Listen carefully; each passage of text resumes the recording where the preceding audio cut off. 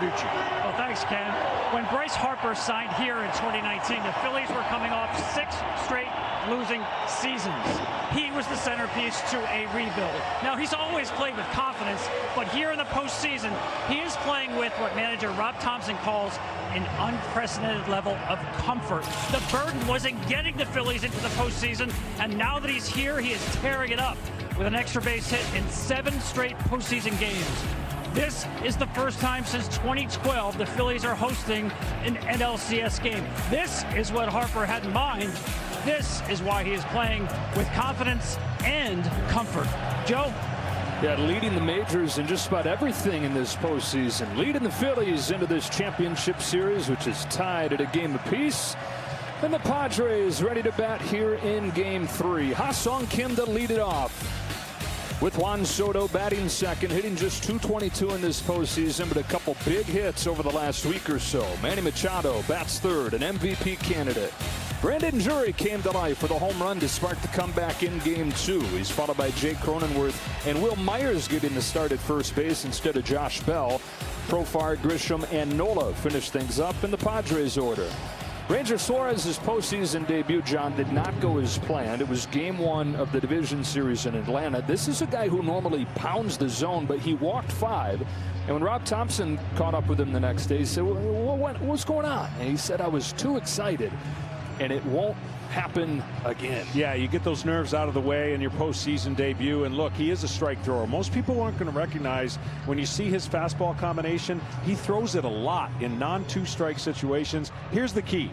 Got to get a better batting average against in the top of the order. The last couple of weeks has not been good. .542 against, and he's got to be able to get that breaking ball and his off-speed stuff against this hitters, and this is a big strike offense. They haven't scored in a lot of innings. Stay away from the crooked number. He has a pitcher-friendly home plate umpire in this game, and Ted Barrett, who is the crew chief. Yeah, we are all set in 1-1 series. The Game 3 winner goes on to win the series 70% of the time historically. Phillies took Game 1 2-0. Padres came back 8-5 in Game 2. Off we go in Game 3 with a strike from Suarez. Yeah, Suarez sneaky good. I mean, if he gets the ball down, he can pitch up with his four-seamer. Kim does not like the ball down. He is a big swing looking to strike type hitter, but the ball down is an out. 0-2. Ranger Suarez, 27 years old, out of Venezuela. Faces Padres back in June. Much different looking lineup, but had the second longest outing of his career. He went 7 1/3.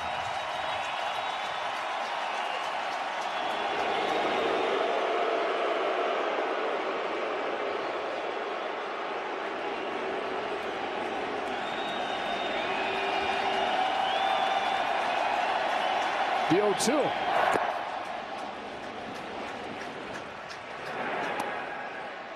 Ha-Seong Kim had a base hit, scored a run. And the 8-5 win for the Padres on Wednesday. 8 of their 9 players had a hit. 8 of the 9 players in the lineup scored a run. Strike 3 called, 1 gone.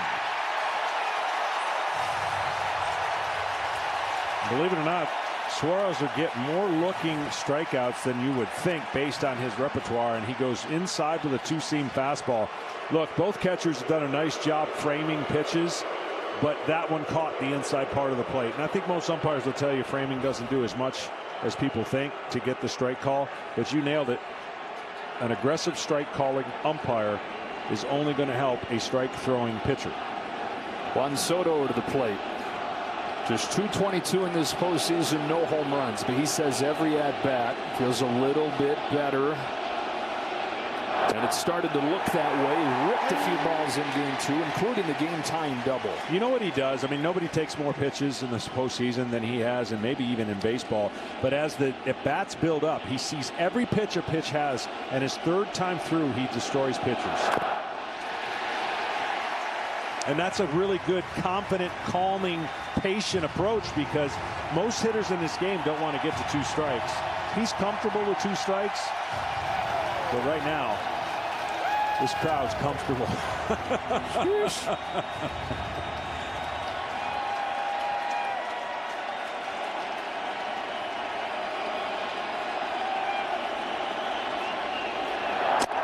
Back-to-back strikeouts from Ranger Suarez.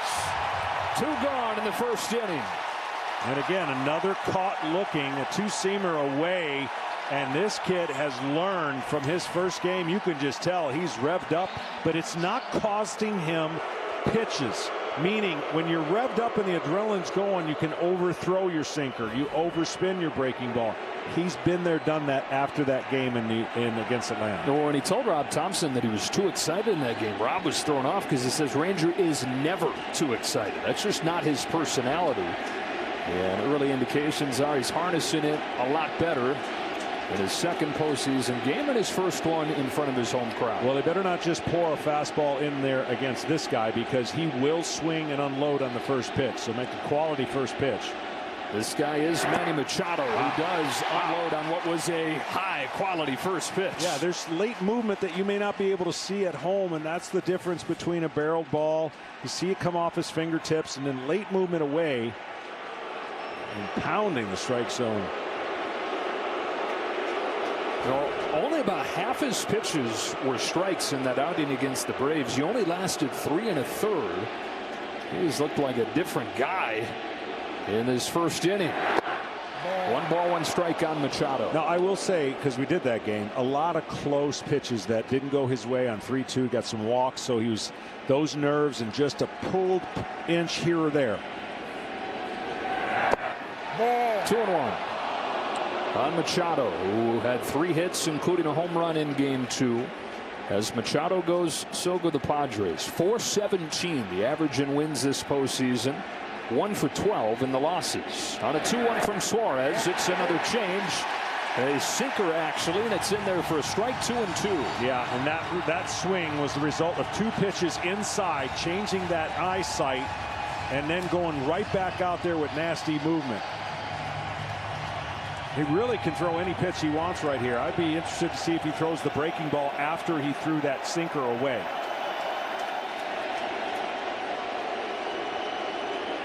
A strike 3 called on the first 2 hitters. Here's his 2-2 to Manny Machado. Looks like another heater. There was, and it runs it full. He's a guy that fields his position. They don't really need to worry about up the middle. He's one of the best defenders at the pitching position because of the way he finishes on his pitches. Here's 3-2. Machado sends it in the air to right. Castellanos to the corner with room. 1-2-3 first inning for Ranger Suarez, and the Phillies come to bat. When you come, he just keeps on getting better. He's got the ball here for game 3, and we take a look at our pitcher profile sponsored by Google Pixel. Got off to a fantastic start this season and was named an All-Star with an 8-0 first 12 starts. Then he struggled through the middle part of the season, and he felt like what he learned battling through that led to this. His last 6 starts, a sub-1 ERA, including in New York in the wild card round, 7 innings, just 1 hit, and then in the clinching game of the division series, 6 innings and 2 runs against the Dodgers. Well, he can do it all, and his pitch mix is one that you just can't eliminate. He throws a lot of breaking balls. He's going to have really 3 of them. You consider a cutter kind of a breaking ball, but his curveball, watch it fall. We talked about Nola falling off the table. This is a bar stool, like way up at that table. That's how much it drops. Kyle Schwarber, who homered against him earlier this season, fouls off a first pitch fastball. Strike 1. You think that the curve, that vertical drop you're talking about on the curve, is as good as any from a right-hander you can recall? Right now, the way he's throwing it top to bottom, and he can change the angle. Like if the box of the strike zone, you want to go one corner to another corner, that's splitting it, and that diagonal, that would be more slider-like. Top to bottom of those lines is going to be the curveball, and then the cutter's trying to bear in on left-handers. He's eaten up left-handers so far in the last 4 games. And overall this year, lefty's hitting just .203 because he's got that big curve you're talking about, and it looks exactly like that fastball that maintains its plane, and it's eat these guys up. Yeah, he's throwing more fastballs, 4-seamers than he has before, and it's a good formula. Yeah, against the Dodgers in the clinching game of the division series, he threw more 4-seam fastballs than he has in 2 years. Yeah, you know, again, how do you handle the launch angle swing? You go to the top of the zone, you cut it in, and you throw breaking balls that miss the barrel of the bat. 2-2. Kyle Schwarber, who went 0 for his first 16 in this postseason, has an on base above 500 over his last 4 games, including that monster home run in the first game in San Diego. Leads things off here, and he's worked the count full. Now, I know they've got a team theme to lay off the high fastball, but easier said than done. And a good job so far for Schwarber. 3 of them above the zone. Only 1 did he attempt to try to go after.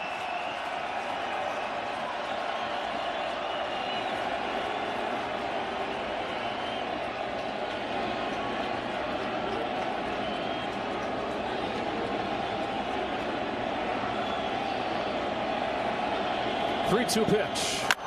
In the air to right center field. Back it goes. Leadoff home run.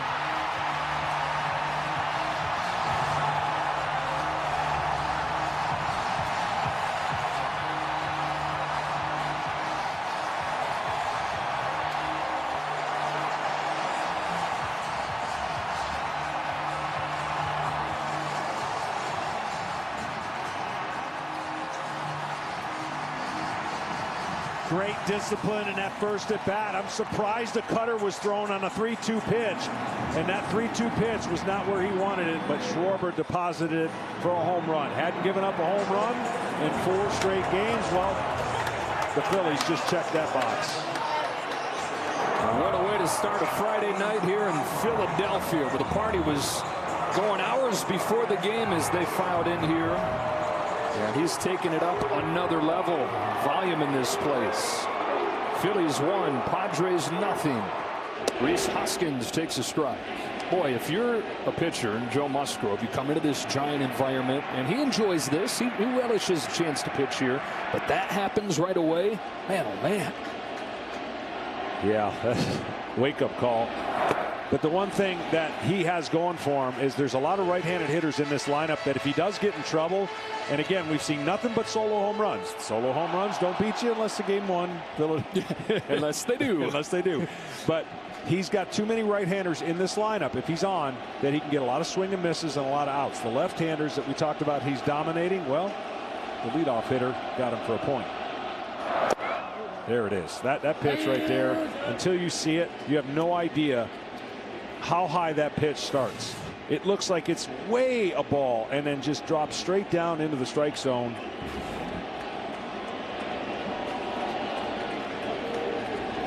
One-two to Hoskins, breaks away for ball 2. And he changes the speeds on him too. He gives him different looks, different speeds. Hoskins is trying to avoid a 14th consecutive game with at least 1 strikeout. And I know that's his DNA. He's going to swing and miss, but he's looking to launch in left field for a homer.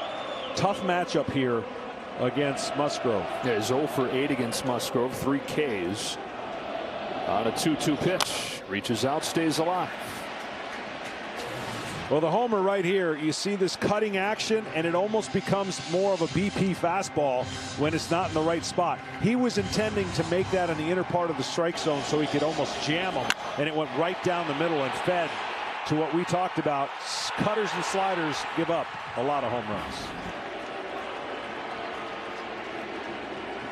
Another 2-2. Hoskins has worked it full. Guy that has seen more pitches than anybody in baseball since he broke into the league 6 seasons ago. Longest tenured Phillies position players have some big moments in this postseason. Phillies 1, Padres nothing. 3-2. Hoskins takes the walk. Well, Grant, again, I know they have a team theme, and so far they're exercising that. Home run hitter Kyle Schwarber is with our Ken Rosenthal. Thanks, Joe. Kyle, you hit a 3-2 pitch. What was your thought process as the at-bat progressed? Stay through the middle with him. Good pitcher out there, good breaking balls. It's a good heater if you're if you're on the breaking ball. So you just got to be able to stay on the heater, trust, get in the zone. What about the energy in this place right now? No, it's great. I mean, you can't say enough about the crowd. Setting the tone for first pitch and leading into this inning. We're going to keep it going the whole game. Thank you, Kyle. Thanks. Joe, back to you. He had 7 leadoff home runs during the regular season, his first of the postseason. You know what's unique about this crowd, and it's not every city has this.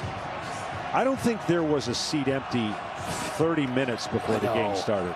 And that's, you know, you got a lot of parks, big cities, late arriving crowd, traffic. They plan for it. They've been here and ready to rock for a while. And I'll tell you, if you're Musgrove, you must pitch to a dull roar. I said, if you're going to pitch on the road, which he has, dull roar. It's going to be loud. If it's super loud, that means traffic on runs, and vice versa for Suarez. Pitch with a raucous crowd. That means you're doing your thing. JT Realmuto to the plate as Musgrove still searches for his first out of the day.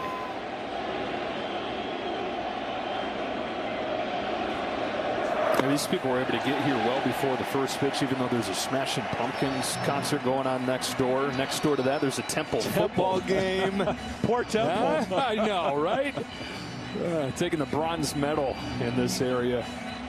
Well, JT, it was not this way in the regular season, but in the last 11 games with a runner on, he has not been very good. He'd like to break that 0-43 batting average with runners on in the last 11 games.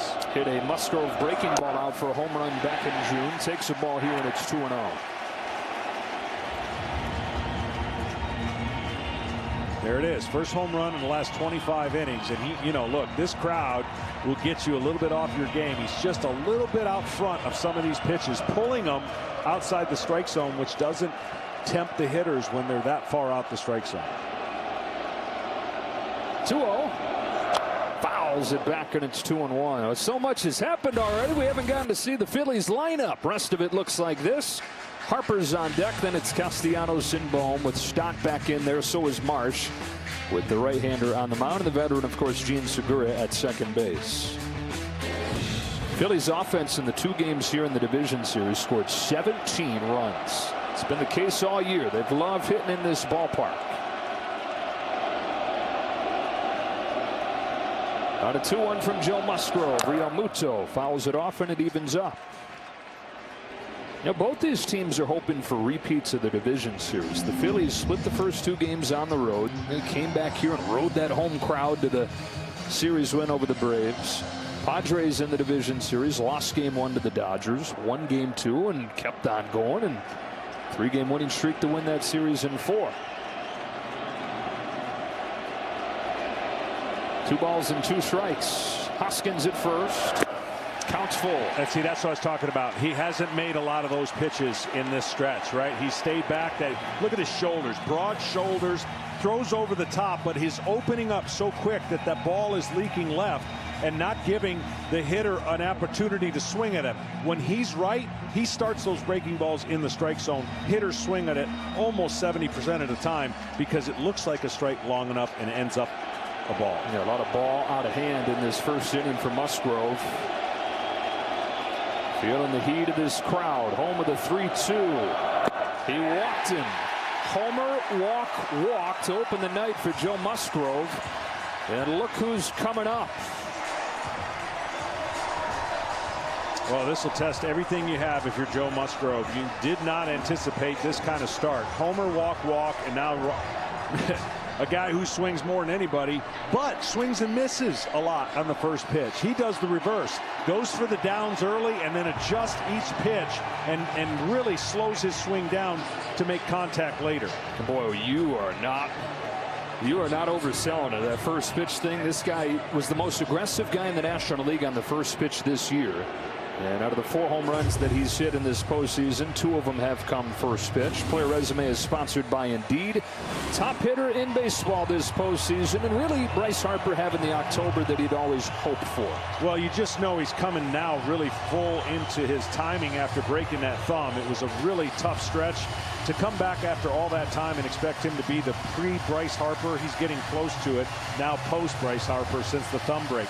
And if that conversation at the mound is doing anything, I would believe that the pitching coach would say, keep that front shoulder closed a little bit longer, because when you leak it left, you're throwing a breaking ball with nothing to really stay behind. And we'll see if he makes those adjustments in a tough situation here with Harper. Well, what are you doing here, John, when you're a pitcher who's struggling to find the zone, but you know if you find too much of it here, this thing might wind up in the second deck? Well, yeah, and the left-hander may help him at least frame that breaking ball, because he's faced 2 right-handers, even though he faced Schwarber and missed a couple. He's got to start this breaking ball out outside the strike zone and ended in the strike zone for maybe a swing, but he's trying to get anything he can to hit Harper to hit the ball on the ground right here. Buckle up on this first pitch. Bryce Harper fouls it off. And that's what happens every once in a while. You see the right-handed batter, you see the space, and you miss left, and a left-hander comes up there, and the spacing looks better for your breaking ball. Sometimes that's what it takes for you to get back on plane with your breaking ball, and that first one was a very good one. Bryce Harper hitting .417 this October with 4 home runs. Extra base hits, 7 consecutive games, tied for the Major League record in one postseason.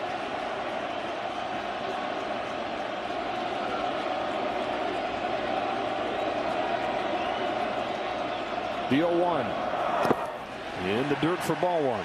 His first changeup I think we've seen. And look, he's searching right now for the release point, and every pitcher has been there, done that, and you don't want to have too long of an inning before you figure it out. You'd love to have the warm-up pitches next inning to figure it out when no one's up there, but he's having to do it under some real-time stress here, and both teams, as we talked about, capable of putting a 3, 4, 5-run spot in an inning. Yeah, these have been the 2 best big inning teams in the postseason. Phillies looking for one in the first against Musgrove on a 1-1 pitch. Harper fouls it off, and it's 1-2. Had one, didn't he? Harper's talking to himself right there. That was his pitch. He has a little bit of a fall away swing where he opens up that hip. Watch how quickly that hips get open, and he just gets the very bottom of the ball. He hadn't missed too many of those these last couple of weeks. And this guy is often locked in. It's been on another level. Now here's the dangerous pitch selection. If you throw a breaking ball down and in, you got to get it down and in. He'll swing over the top. Otherwise, you best throw a fastball up over the middle of the plate above his belt. Hoskins at second, Realmuto at first. The 1-2 pitch.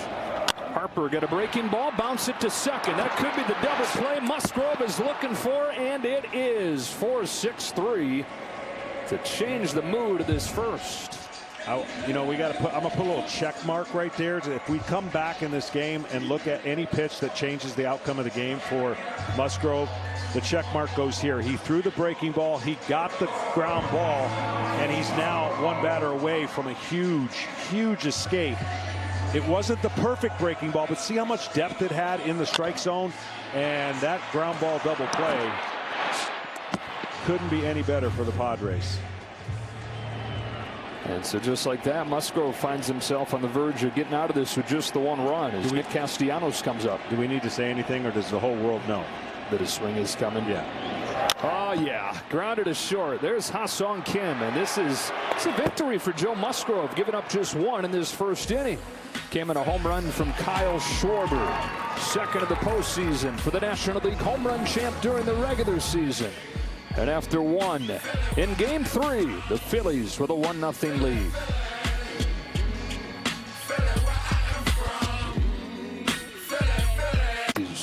They have a 1-0 lead, second time in Phillies postseason history they've gotten the leadoff shot. Jimmy Rollins with the other. Ranger Suarez looked really good in a 1-2-3 first. Here comes to Brandon Drury with a strike. And that was the thing in that first inning, John, that he wasn't doing against Atlanta. He was getting ahead and pounding the zone.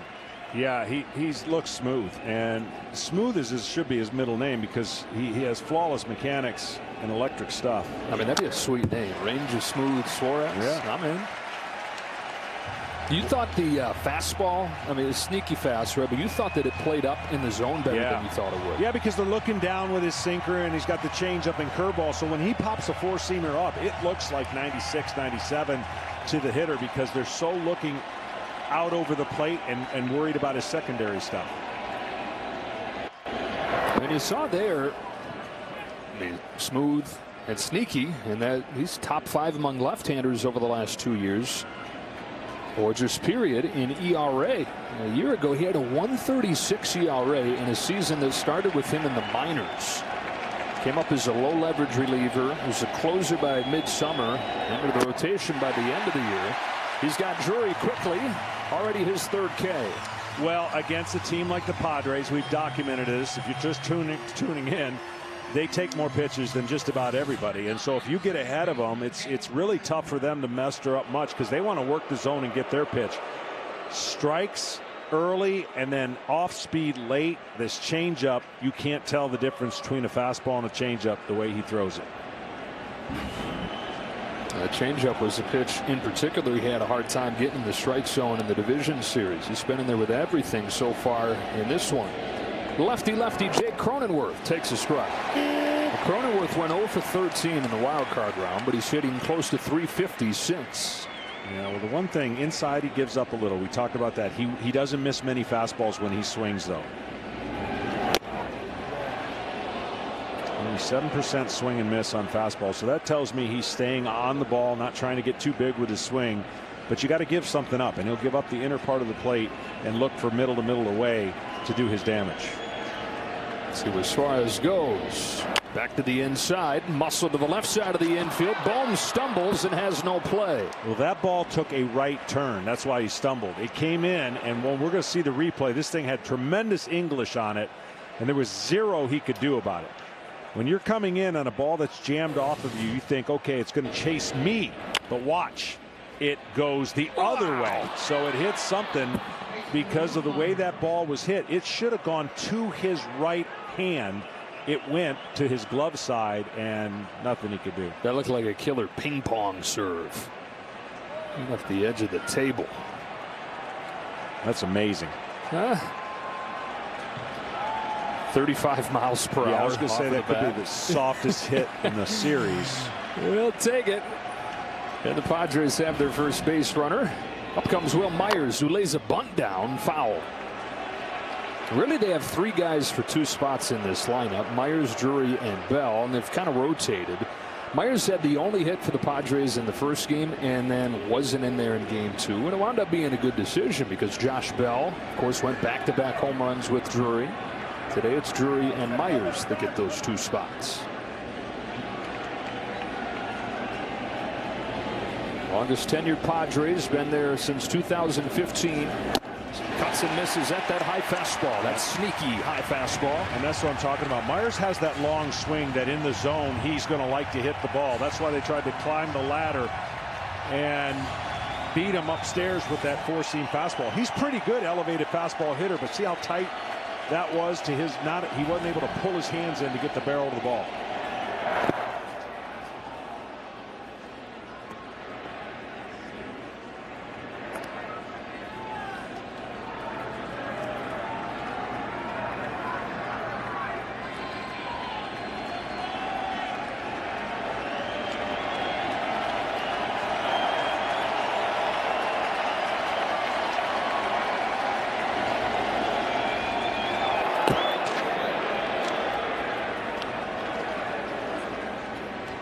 Major Suarez in his fifth year with time in the major leagues. Really, though, his first full-time year in the rotation. Back and forth between the pen and the rotation, the big leagues and AAA over his first 4 years. Snap throw over there, but Cronenworth's in. So after going up with the fastball, you would think down in the lower third to outside part of the plate with a changeup or that breaking ball that he tried to bounce. And this season on breaking pitches away, Will Myers is 2 for 31. Yeah, and I would imagine most of those got to be about right-handed. Right, he's sweeping. Back in with the fastball.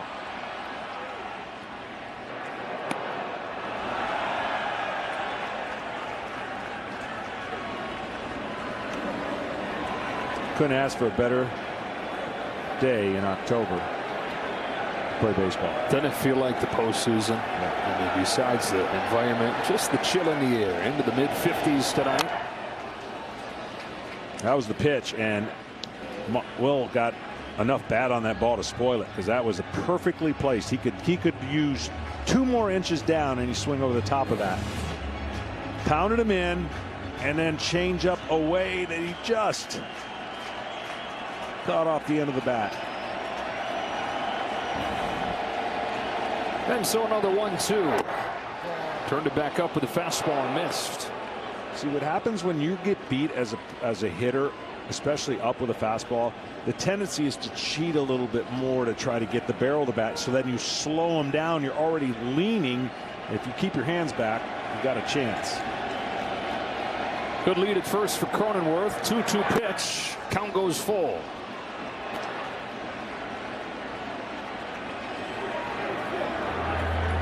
Turks and Profar waits on deck in this 1-0 game. Third game of the championship series. Will Myers ready for the 8th pitch from Ranger Suarez. There goes Cronenworth. A fly ball to center field. Marsh on the move. Brandon Marsh will get there on the warning track. Back to first goes Cronenworth.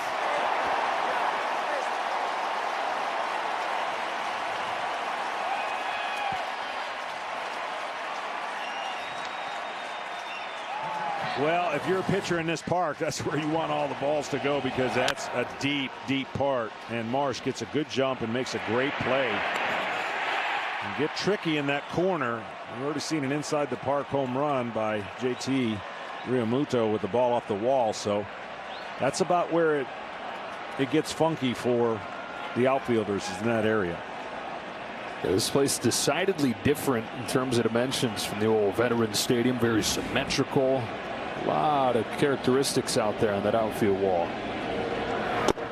Inside, ball one on Jurickson Profar. First hitter that he's fallen behind first pitch. Now, Profar has reached in 8 of the 9 games this postseason. Back and forth between the leadoff spot and down in the bottom part of the order based on who's on the mound. Former top prospect in all of baseball. Ooh, got the call there, and it's 2-0. The Profar broke onto the scene with the Texas Rangers. Then injuries really cost him his spot there. Disappeared for a few years. Resurfaced with Bob Melvin in Oakland. And they got traded over to the Padres a couple years ago. It's been a valuable piece. Not a 2-0 pitch. He takes this right. And he's another one that does a good job at contact. Not a lot of swings and misses, especially against left-handers. But the pitch that you really would want to get him out in a run-scoring situation might be that changeup that Suarez has. Rangers seem to have a much better feel for that pitch so far tonight.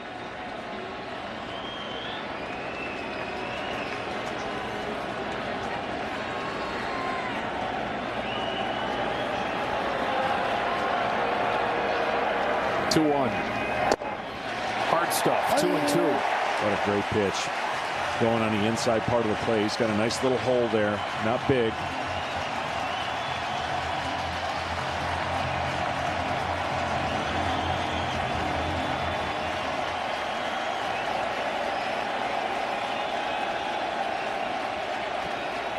Two pitch. That was the change, and he took it. Didn't start it high enough. Now the Phillies are going to use, which a lot of teams are using, the pitch count, and what that is the catcher's got it somewhere. Looks like it's just on his forearm.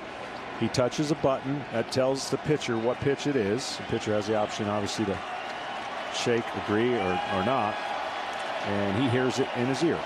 A little system under the hat.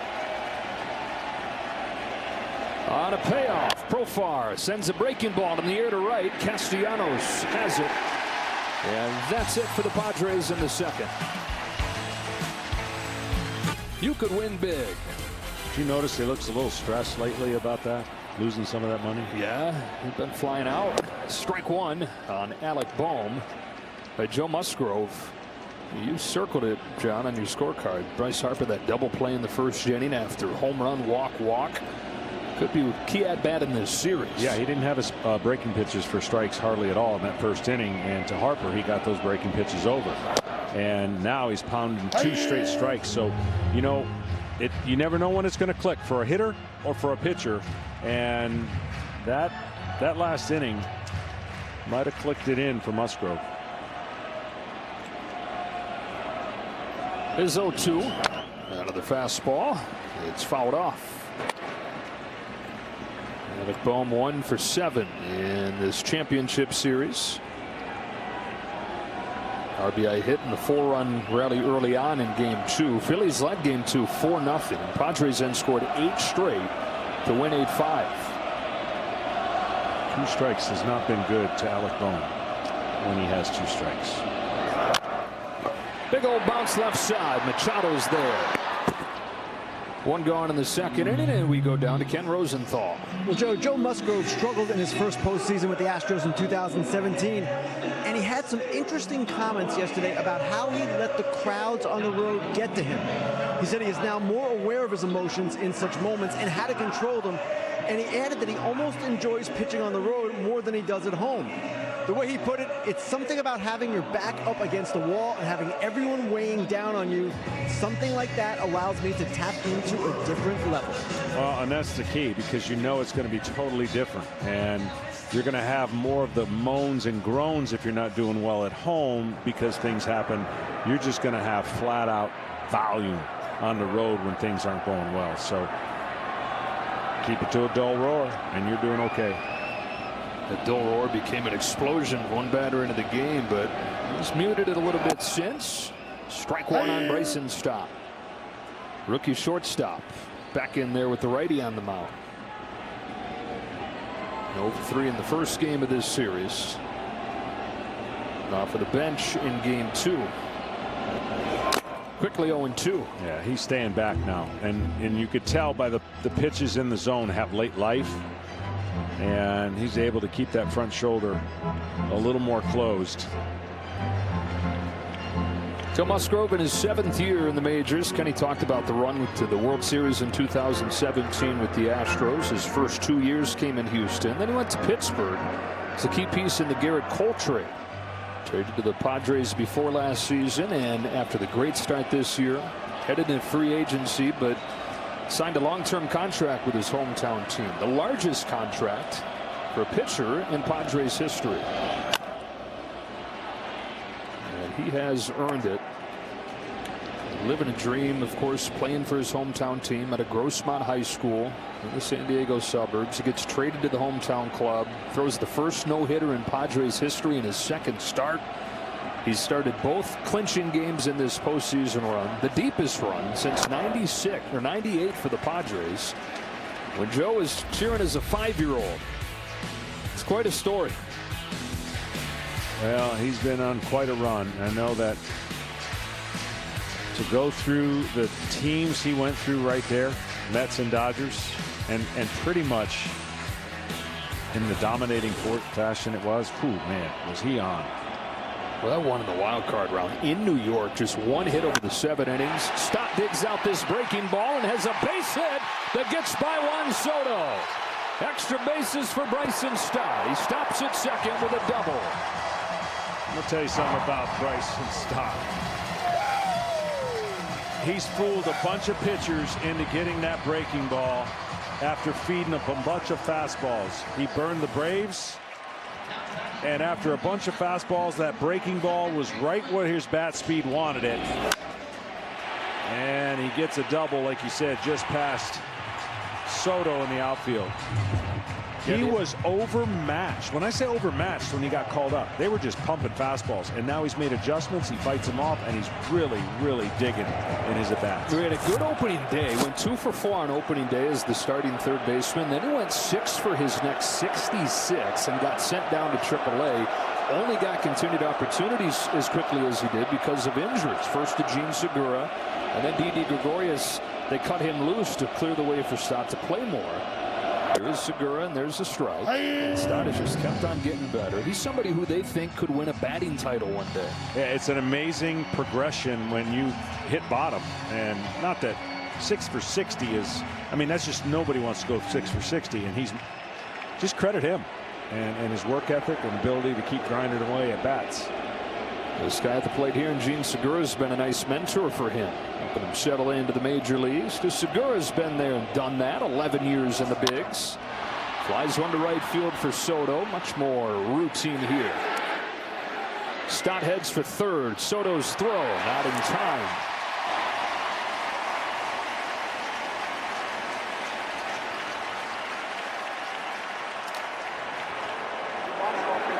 Count at third, 2 gone, and up comes Brandon Marsh.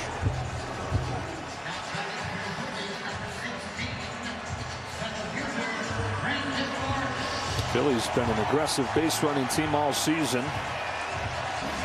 That puts Stott 90 feet away.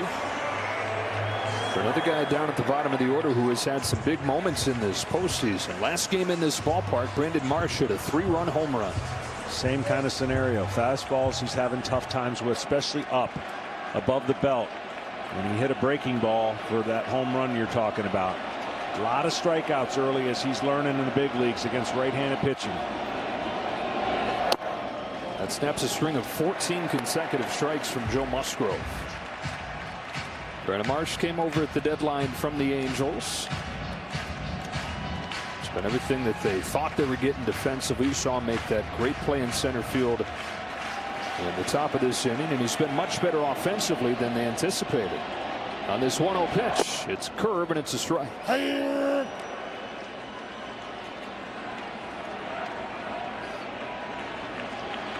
Now the theme again for tonight's game is going to be the top of the zone for Musgrove and the bottom of the zone for Suarez. If Musgrove gets those fastballs up there and curveballs, nothing they can do with it. That's what I'm talking about. That height right there, the combination of what he can throw in that area is tougher on hitters who are trying to lift the ball and get it in the air. Top of the zone, working off of that, cutting action, cannot. Every hitter tries to get the barrel to it, and you see how late they are. And then he couples that with that top to bottom curveball. Kind of the perfect arsenal for a big swing. If you got a big swing, he's going to expose it. His 1-2. Hammer is in the dirt, and it's 2-2. Now, that's a great curveball, but it didn't start high enough. Right? Because a hitter, again, remembers the last pitch in his mind. Man, that pitch was up that I swung at. If he would have started that breaking ball a little higher, no chance. But he started it in a place where it did not go to the height of that fastball. And coming out of his hand right there, see how low it is? And the hitter recognizes it earlier than he would if that pitch started above his belt. A lot easier to quit on. Watch miss in the dirt, even the count at 2-2. Here it comes. Back to the high fastball to finish him off. Phillies official source, MLBshop.com. Phillies have a 1-0 lead on a leadoff home run from Kyle Schwarber. Padres bringing Grisham, Nola, and Kim to the plate here in the 3rd inning. Now, Trent Grisham was one of the breakout stars of the early part of the postseason, hitting .381 with 3 home runs over the first 2 rounds, but 0 for 7. 4 Ks in this championship series. Ranger Suarez starts the 3rd the way that he cruised through the first 2 innings, pounding the bottom of the strike zone.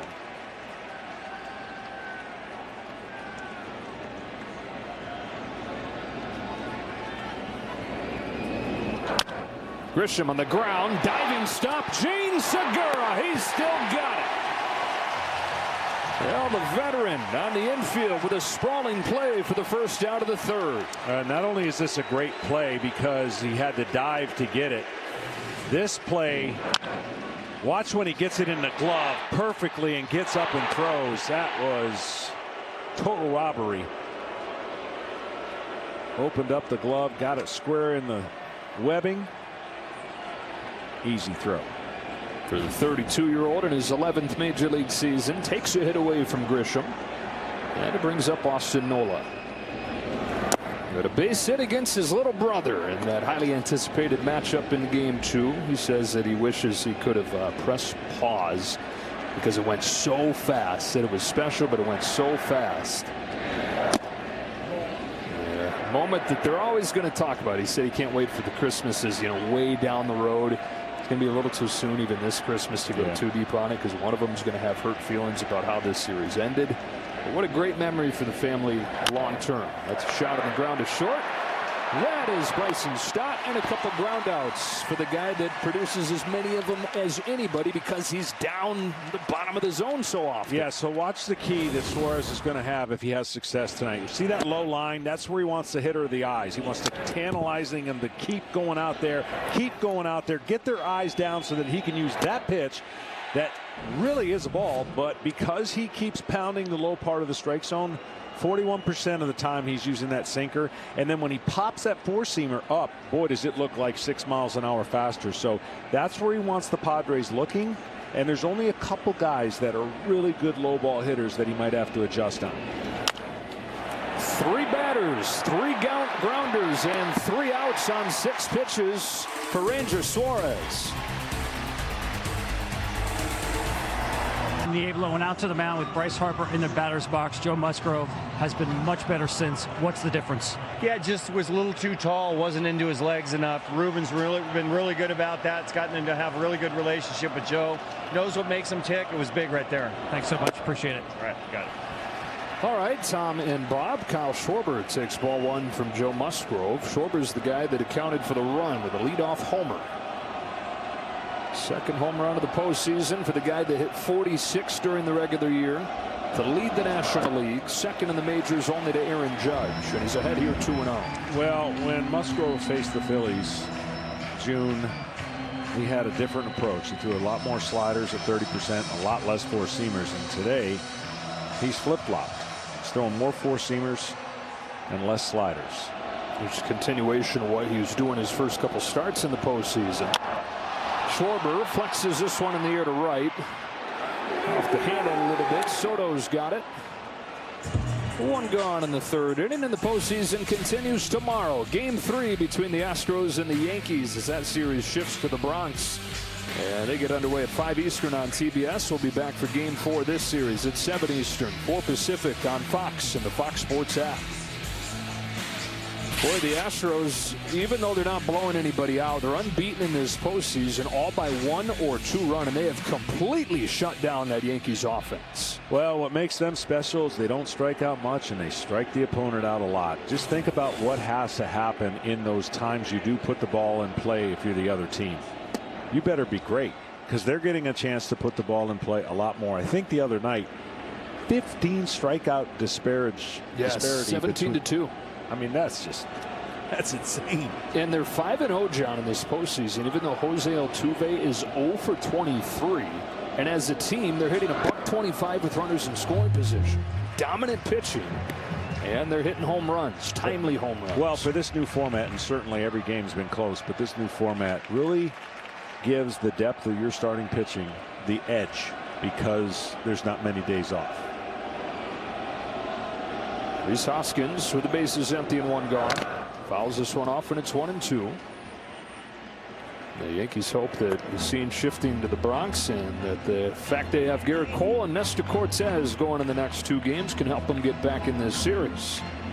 It's been hard on all the hitters. The Padres, as up and down as the offense has been, as boom or bust as it seemed, the #1 average among the remaining teams at 233. Unsightly averages across the sport, as low as the postseason batting average has been in decades. 2-2. Well, these 2 teams also lead in walks, so they're putting pressure on the opposing pitchers, and when they finally crack, they crack to the tune of a 5-run or 6-run or 4-run inning, and that's, you don't see that very often in the postseason. That's why these 2 teams are playing right now. Hoskins, who walked his first time, checks his swing and runs it full. Yeah, both teams have had 3 4-run innings in the postseason.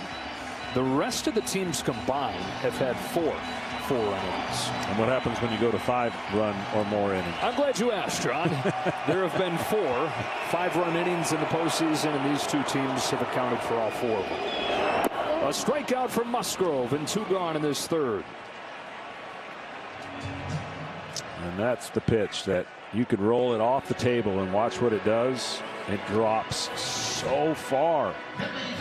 And he's got those seams around that horseshoe, and he just has tremendous extension when he gets in front.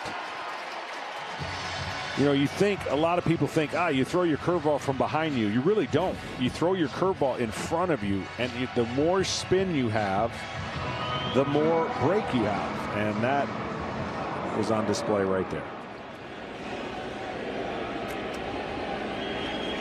2 up, 2 down in this 3rd inning, and JT Realmuto takes Cutter away.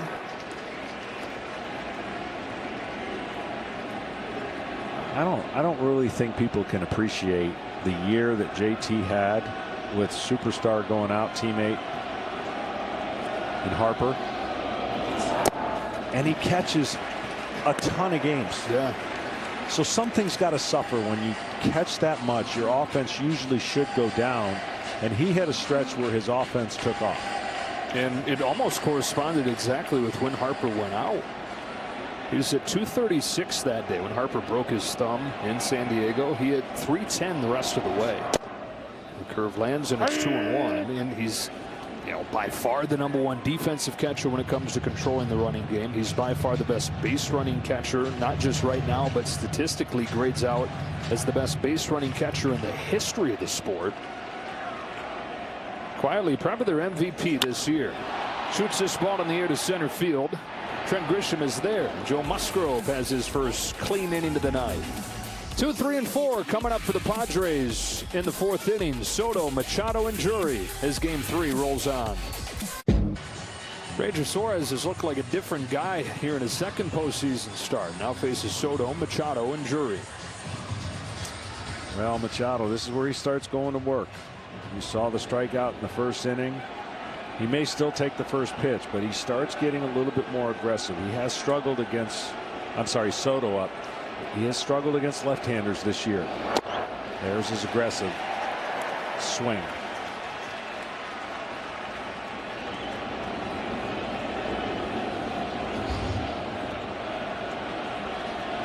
Ranger Suarez, who lasted just 3 1/3 in his first start, hit Soto, and the leadoff man is on here in the 4th.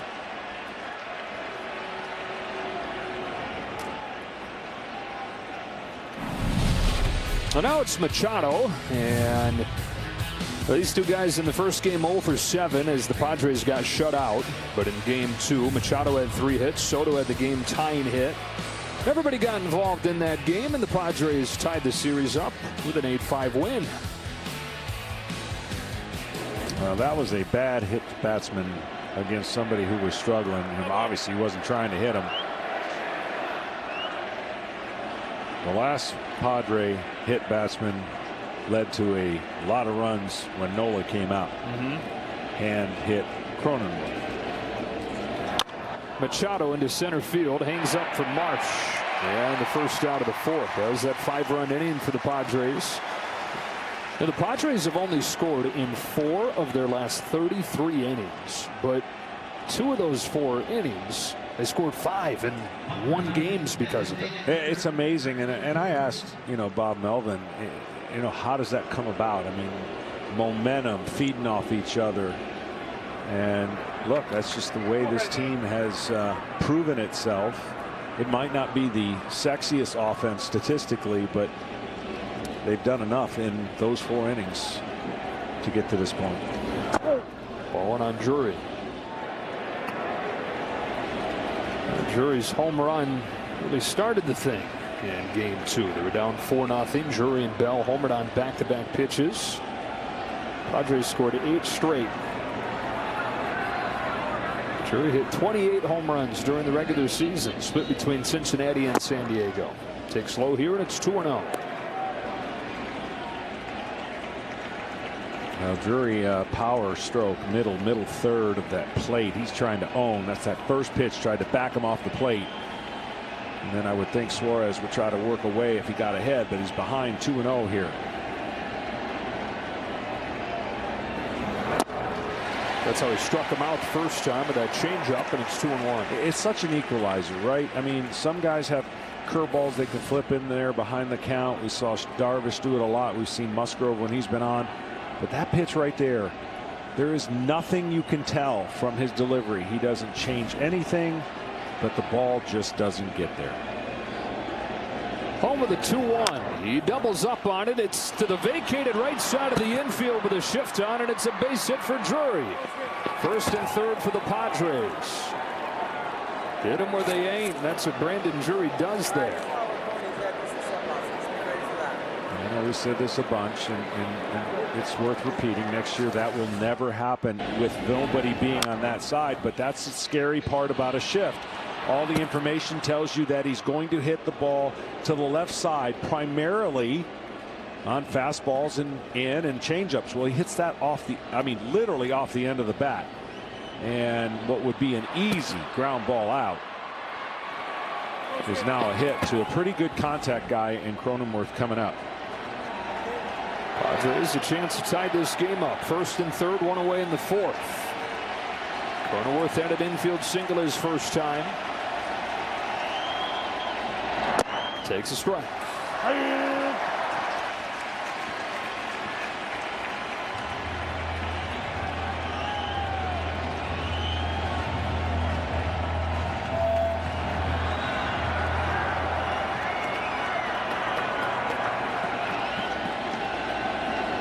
The all-star Cronenworth bounces one to short. Stock goes to second, one, and Segura drops the ball. They say that he dropped it on the transfer. Either way, the run scores, and the game is tied. I tell you, it's a tough call. They always are lenient towards the ball being in the glove and making the transfer, and we're going to get a chance to look at this here. Watching it live, I didn't think that he had it. I know, but they give the player the opportunity to make this transfer if it comes in the glove at all. And I don't know that he even got in the glove. So this is going to be looked at. They always are going to be close to if that ball is considered in the transfer. But that's going to be a tough one to uphold. San Diego is challenging the out call at second base. Yeah, no surprise there. Going to take a look at this.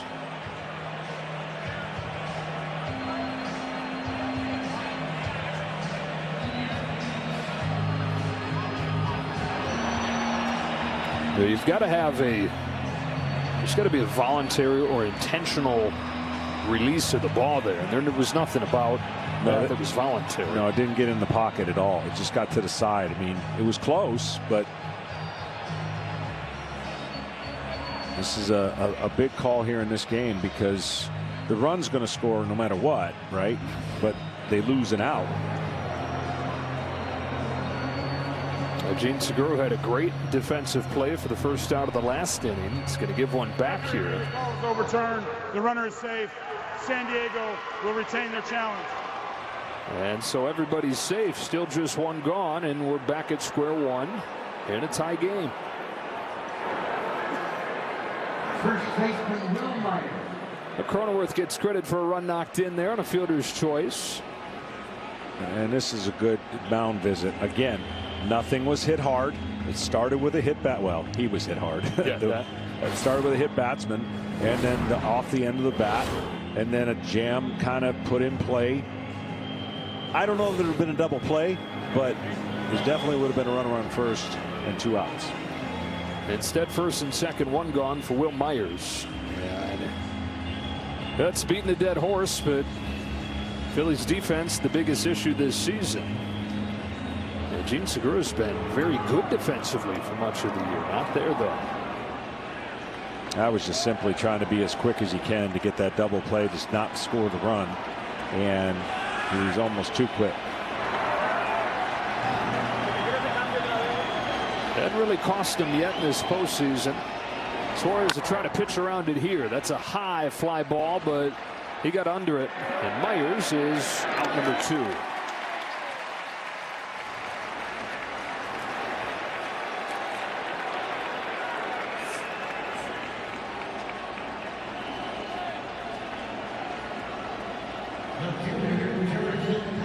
Up the Jurickson Profar with 2 on and 2 out. Profar got off to a great start this year. He struggled for much of the second half. And Bob Melvin brought him into his office and he said, hey, you look like you're gripping that bat so tight. Don't over try. Just go do what you've been doing all year. And he hit .315 from that point forward. He said that it took a lot off his plate, knowing that he didn't have to prove himself. His manager trusted him to just be himself.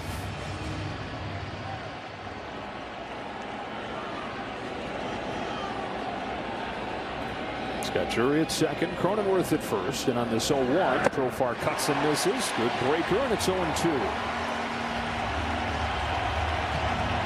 Well, both pitchers, if they If Suarez gets out of this inning, he avoided some major damage, as did Musgrove in the first inning.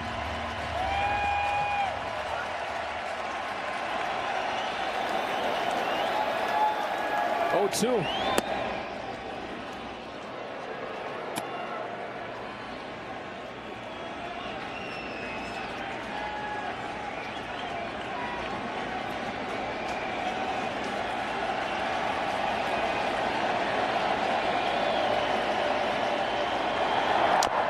Spoils that one.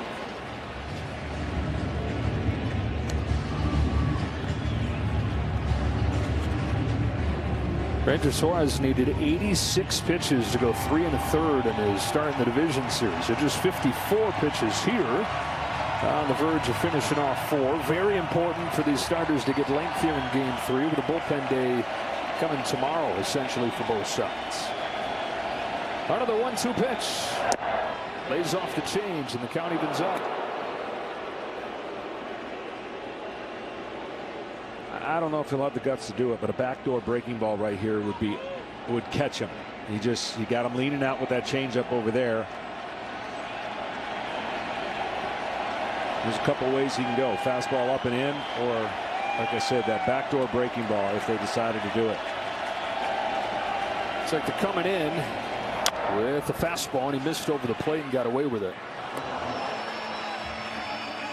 The reason you tend to see is when you have a fading changeup away and he takes it, you start a breaking ball away, which is going to seem like, oh, there's a take, and then you catch the outside corner.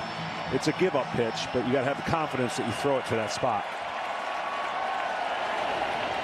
2 on, 2 out. A 2-2 is high. Count goes full. Runners will get a head start. Padres looking for their first lead in this game. Phillies had it 1 batter into their first inning when Schwarber homered. Padres have tied it here in the 4th.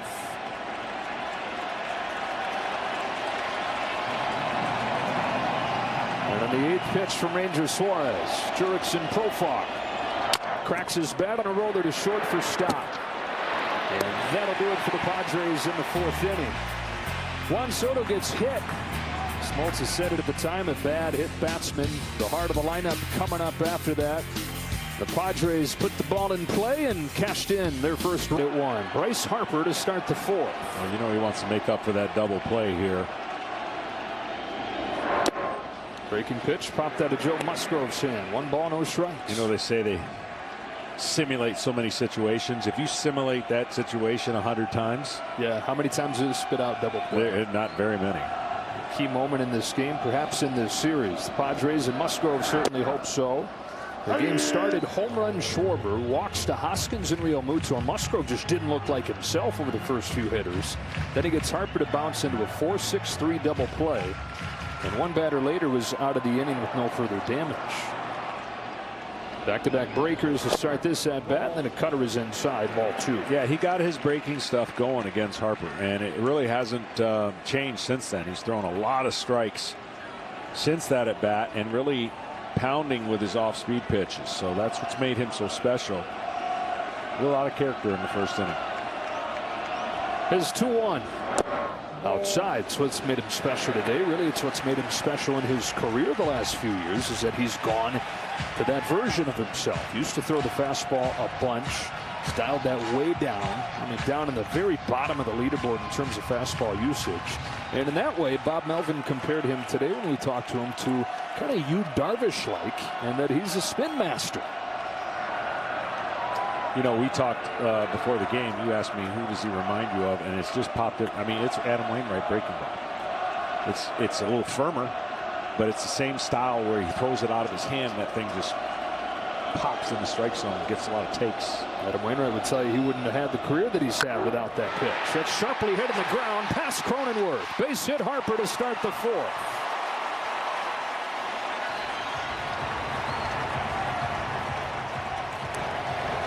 This ball was hit so hard, even with the depth of Cronenworth, he still couldn't get to it.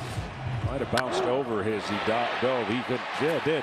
And that's just how hard that ball was hit. Bounced over his glove. But this is the situation for Philadelphia, in my mind, when you're facing elite pitchers. After Harper, can you get any damage or any contact with the next two hitters? Castellanos, he can make contact. It can be early. And then, of course, Bohm. So this is where Philadelphia, two right-handers, have to do something other than provide opportunities for outs right on right. Castellanos grounded to short. First pitch that he saw his first time. Grounds it to short again. 6-4-3 double play. John, if you're a pitcher getting ready for this lineup, you're looking at those two spots, Castellanos and Bohm, and you're saying, here's where I know I can kind of get back. Absolutely. And even if you're not on your game, because they're so aggressive. Look, they're going to beat you when you make a mistake, but if you make you know, if you're facing a team that has two hitters back-to-back that like to swing, stuff like this can happen. And that's why I said, when you look at the lineup card, every pitcher does it. You circle the guy you don't want to beat you, and you go to the areas that you have a chance to get out of jams with swing and miss stuff or strikeouts. And in this case, 2 outs for the price of 1. Alec Bohm now. He scorches one through. So second hit of the inning, but thanks to the double play, a whole lot brewing just yet. Bohm's at first with 2 out. And just to follow up on Nick, Nick is not that guy. Nick is a solid hitter. He's just been out of his comfort zone this year for whatever reason, in a funk, whether it's mechanically, and you get in swing modes, and you know you have this frustration. But I'm telling you, watch next year, or even watch the rest of this postseason if he clicks it, because he is a hit machine, gap to gap, and just having a down year average wise. Inning continues. Bryson Stott, who doubled his first time. He's got to be thinking, get ready to hit a fastball right here if you're Bryson. The double came on a curve. Both his big hits in this postseason have come on breaking balls, and it was a curveball. And that's fine. You know, you hit with it. But if you're going up there to hit a fastball, or at least if hitters nowadays, not as many, sit on a pitch, then when you see a spinner like that, it's an easy take, because you're looking for four-seam backspin or cutter kind of spin to hit. Stott, who just turned 25 years old, fouls this off, and it's 0-2. First round pick out of UNLV in 2019. As recently as a year ago, he was in A-ball. Climbed the ladder, reached AAA at the end of the season. Then he goes to the Arizona Fall League, where teams send a lot of their best prospects. They want to see a little bit more. Rob Thompson was there and watched him play, and he was blown away. He said, that guy, I mean, that is a big league quality at bat. And so what he's done breaking out as this rookie season has gone on has not surprised his manager.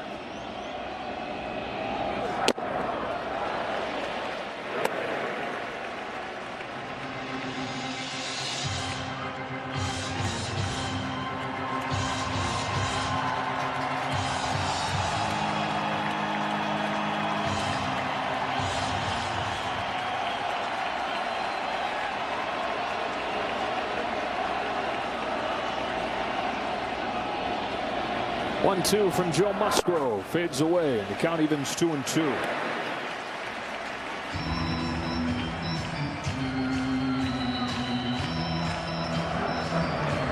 It's a big man, broad shoulders, goes downhill with some nasty stuff. Played high school football. He was an O-lineman, and he was a defensive end. You can see this guy playing outside linebacker in the NFL. Here's his 2-2 pitch. Off the hands, foul ground, and we'll do it again. 2 balls and 2 strikes on Stott. He's cut down in the swing and miss a bunch as this rookie year has gone on. He had a 3-week stretch this summer where he didn't swing and miss a single time. Rarely chases.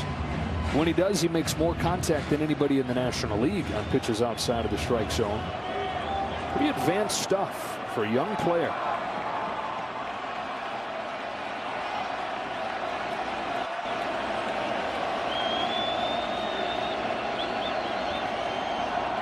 On another 2-2. Stott fouls it off. Again, stays alive, barely getting a piece of the curve. You know, we talked about this before. Just the approach of everything has changed just because the reward system's changed and philosophy's changed. Guys don't spread out with 2 strikes, shorten their swing.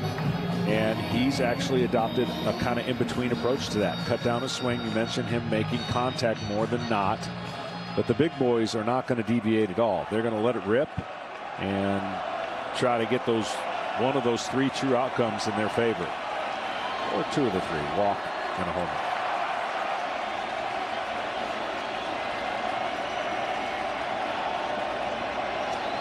run. Another 2-2 to Bryson Stott. Ripped to right towards the corner. Soto won't get there. It's off the wall.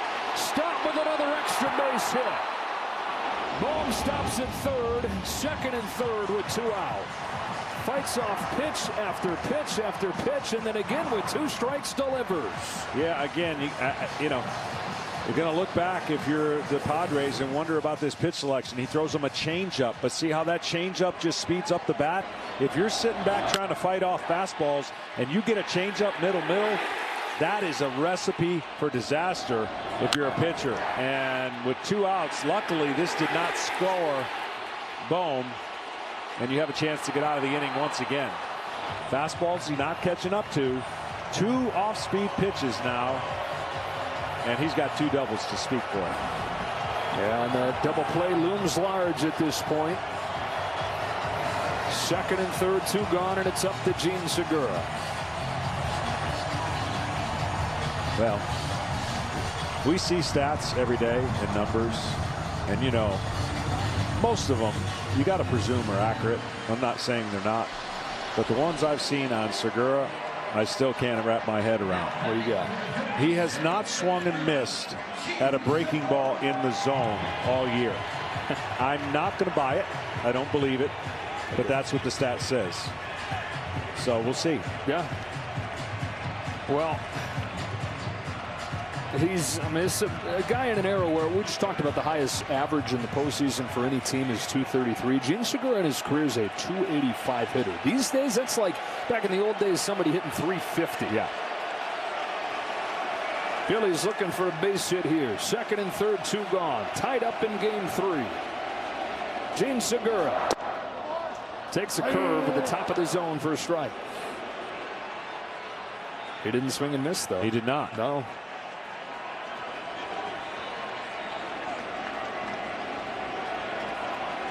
Been waiting his whole career for these moments. Played more games than any active player without a trip to the postseason before now. He's behind 0-2. Well, the 2 best pitches you can make against a guy who's got a short, quick to the ball type swing was a high breaking ball for a strike, followed by a high fastball that he just couldn't get around.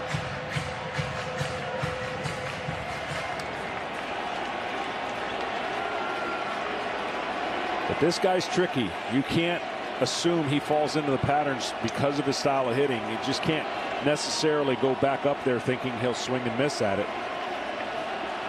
He finds a way to make contact. Bohm at third, Stott at second, 0-2 to the plate. Segura lays off, and it's 1-2. Well, the Phillies have 3 hits in this inning, looking for their first run, and it's kind of turning into the story of this game against Joe Musgrove. A pitcher of this caliber, so hard to get runs against him, but they've had their chances. They've already stranded 3.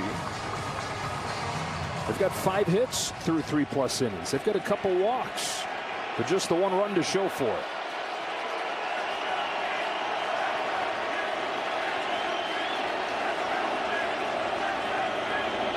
Segura trying to change all that. 1-2.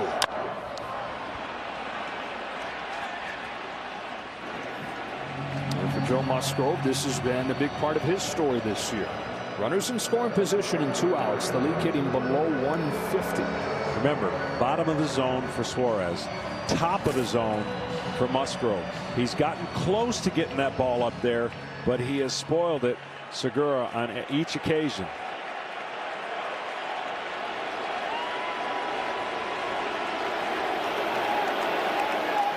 I mean, it would almost be impossible not to freeze him on a high breaking ball, but it's hard to think that you could throw a high breaking ball with runners at second and third. 1-2 count. 1-2. Breaking ball. He fights it off. Base hit right center. Gene Segura delivers. Phillies take the lead. What a piece of hitting. This is what I was talking about, his short to the ball approach. Up harder, down easier to get the barrel of the bat to the ball. This is the style of hitter he is. Watch, it doesn't look pretty out on his front foot, but he gets enough of the bat to the ball to just get it over the second baseman. Up, he can't do that. Down, he can do it. Huge 2-out hit. But I'm telling you, that whole inning was set up with 2 outs by the changeup double by Bryson. Segura does his own version of the Rhys Hoskins bat slam we saw in the division series. Now he's going to get picked off. Well, the highs and the lows of this postseason stage for Gene Segura, all in one trip to the plate and to the bases. Puts the Phillies in front with a 2-out, 2-run single, and then it's caught napping. On to the 5th here in Game 3 of the National League Championship Series in Philadelphia. Ranger Suarez, who lasted just 3 1/3 in his first postseason start, has been a different guy today. No, he has. He's been on the attack. Looks like he's in complete command and control of most of his pitches. And like we said, down in the zone, that's where he wants to be successful, and that's where he has been. Trent Grisham, 1 ball, 1 strike. Trent grounded out his first time and is still looking for his first hit of this championship series.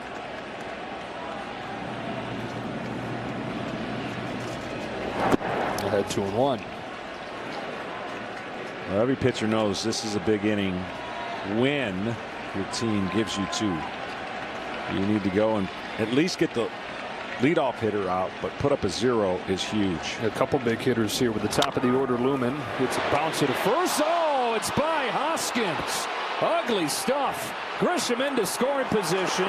It's then kicked to the sidewall by Segura. And bad news fills over the last minute or 2.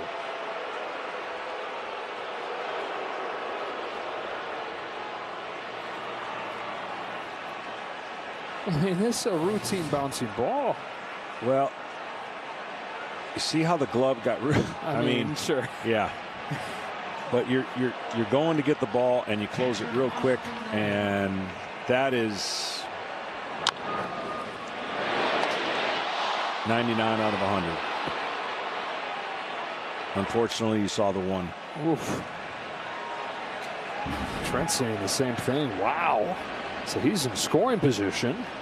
And now Nola grounds one through. Diving stop by Bryson. Stop. And he throws him out. This way, that way, this way, that way. Really bad, then really good. I'm going to tell you something. We talk about the greatest shortstops that are going to probably be on the free agent market this offseason, and rightfully so. These 2 shortstops are so under the radar. Kim is going to be full-time shortstop for the Padres, and no one could have seen that coming. And no one would have seen this coming for the Phillies. Didi Gregorius gets released, and this is a big reason why the left side of the infield is getting improved with Bohm and now Stott. That's huge. They got their guy, don't they? They got their guy at shortstop. I think so. And that was a question. And them developing players through the system was something they hadn't been doing. But Stott graduated from it, and he's been awesome. Here is Ha-Seong Kim. Grounds one left side, 2 Stott. Grisham's going to come in to score. A result of the bad Phillies defense, and it's 3-2. So the 2-base error to open the inning opens the door for the Padres to get back to within 1. Well, this seems to be a series of things that happen to you on the field. The players have made up for it at the plate. Remember, Soto had a tough time with the sun in San Diego and then came up with a big double and really became the inning that they win the game. We just seen what Segura did. Now maybe it'll be Hoskins' time when he gets to the plate. He sort of had that in the division series from game to game. He had the error that, or not error, was ruled a hit, but cost him in game 2 in Atlanta, and then came through with a ear-shattering home run early on in first game here in Philly. 1 ball, no strikes on Juan Soto. 2 balls, no strikes on Juan Soto. He got hit by a pitch last inning, came in to score. In this ballpark, he's reached in 28 consecutive games. He's hit 12 home runs at Citizens Bank Park in his career, more than any other park outside of Washington, where he's played most of his career. Yeah, and when he faces the starting pitcher for the third time, his on-base percentage is unbelievable. And it just speaks to the way that he works the count, comfortable with 2 strikes, even though he struck out in the first. He's gathering all that information against you. He puts it to use later in the game when he sees it that 3rd time, sometimes a 4th time. On this 2-1, Soto hits it hard, but right at Segura. Him and Hoskins both with another chance to make fundamental plays. Phillies give one away, and it's 3-2 halfway home in Philly. To honor military members and their families at Major League stadiums around the country through the Geico Seats for Service program. Today we welcome U.S. Navy Lieutenant Commander Shannon Sweeney and U.S. Navy Hospital Corpsman 3rd Class Anita Garner. 3-2 game. Phillies in front to the bottom of the 5th. Joe Musgrove goes back to the mound. Gave up a leadoff home run to Kyle Schwarber and then gave up 2 runs last inning. 9-1-2 for the Phils in the 5th. Brandon Marsh, who struck out his first time, takes ball 1. Well, if you'd have told Philly fans you're going to get 3 off of Musgrove, he said, sign me up. He's been that good. But 3 is what they've got. And this is the type of game that managers are going to have tough decisions. And what I mean by that is when it's close, the leverage guys, and then we've got all these games in a row, right? So you really have to make the most of winnable games. And I'm not saying 3-2 right now in the 5th inning is a winnable game. I'm just saying that as the game plays on, those decisions are going to have to be made with the mindset of tomorrow and the next day. Guaranteed 3 in a row. Don't know about the rest. But you have to win if you're going to put your high leverage guys in with no day off coming up. Because the 5 games in 5 days thing, it only becomes a problem if you mess up. Right. But if you pull the trigger on your guys and it works, you're not going to have to worry about 5 games in 5 days. So the 5 in a row sounds weird because we've never had that, but it really doesn't come into play, again, to your point, unless there's a hiccup along the way, and then you're wondering how many days in a row the guy can go. Musgrove home with a 1-2 and strikes Marsh out the same way that he did the first time with that high fastball.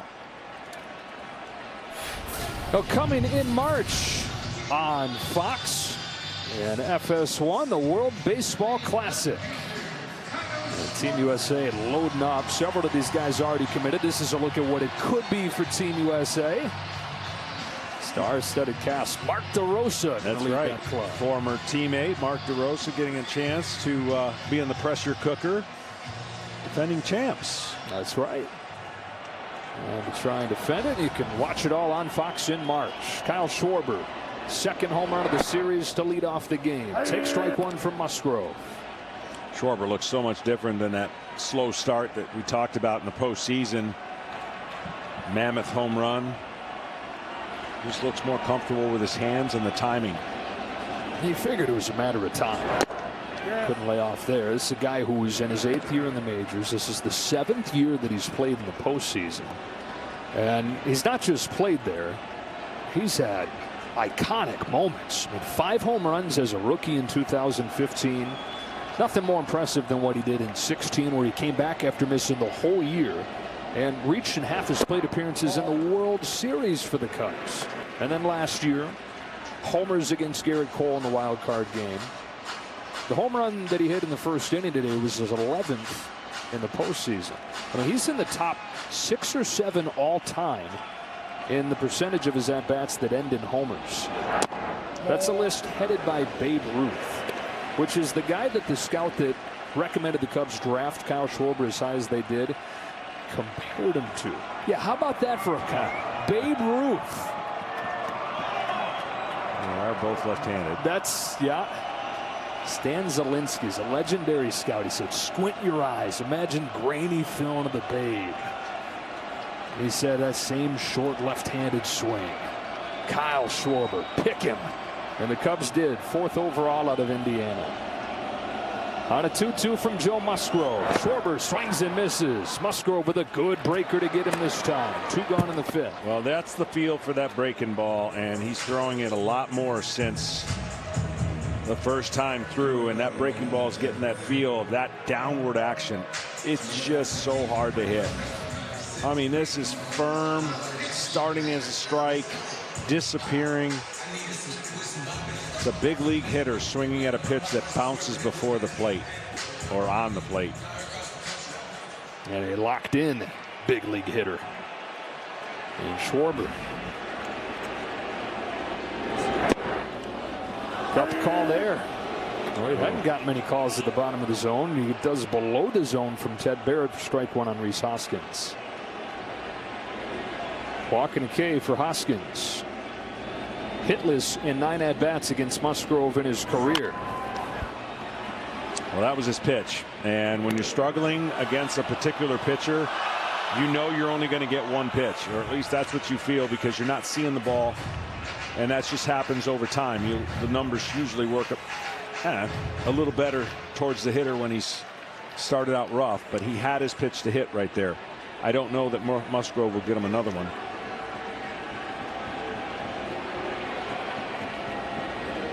Struck out Marsh, struck out Schwarber. 1-2 on Hoskins. Joe Musgrove, who pitched the clinching game in the wild card round, pitched the clinching game in the division series. Trying to give him a vital Game 3 win in a 1-1 series. His 1-2 pitch.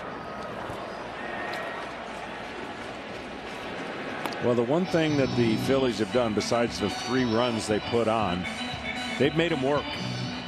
He might have 1, tops 2 more innings. They've made him work hard. He's got 85 pitches and has not completed the 5th inning yet. So if nothing else, the swinging Phils have made that pitch total go up. Another 1-2. Watches strike 3, and Joe Musgrove in the 5th strikes out the side. Well, these are the kinds of decisions you got to make in that big chair that Rob Thompson now sits in. He takes Ranger Suarez out of the game at 68 pitches. 2 runs, 1 of them earned on 2 hits. Zach Eflin comes in, and I get that you don't like the idea of overexposing him and seeing the heart of the lineup for a 3rd time, but he was pitching really well, and you're playing the first of what could be 5 games in 5 days, triggering your bullpen earlier than you had to. Yeah, it's going to be an interesting decision. We'll get to know the reasons, probably tomorrow. I mean, he hadn't given up much hard contact, some hard ground balls, but that's what he gives up, ground balls. You understand, too, that Manny Machado leads off, and he's very capable of, if you feel like that's a bad matchup for Suarez, tying the game with 1 swing. And so he goes to Zach Eflin, a longtime starter who's been working out of the bullpen to this point. Over the last month plus, it's 1-2 on Machado.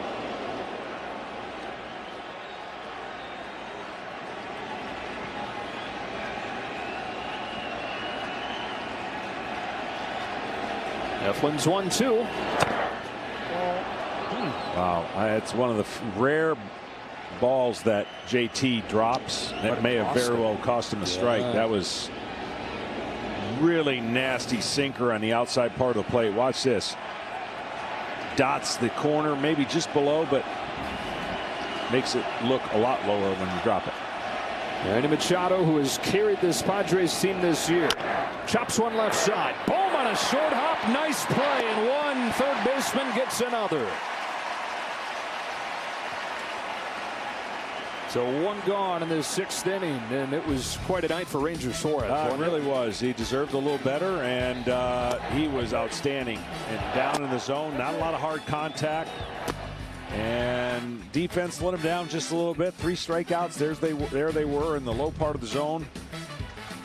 And you just wonder, does it give him the ability to come back a little earlier if the series goes a little later? Because tomorrow's for sure going to be Johnny bullpen. At least that's the thought. Or then game 7. Eflin to Drury. Pinpoint, strike 1. Eflin's become a different pitcher ever since he got away from the mechanics of analytics. Meaning they were driving him to throw a four-seamer up, and he wasn't comfortable, hadn't have success. He went right back to the sinker, and he's been a different pitcher since. It's his strength, it's his wheelhouse. And now, if he's going to get beat, he gets beat what he feels is his best weapons, and he's proven that to be right. Quickly 0-2 on Drury. And again, the reason that analytics say is throw your fastball up is because it works when you can do it right. But that doesn't fit everybody's stuff. And for Zach Eflin, he's better down at the bottom of the zone like that, inducing that bouncer. Segura gets there but has no play. And Brandon Drury's got his second hit of the night.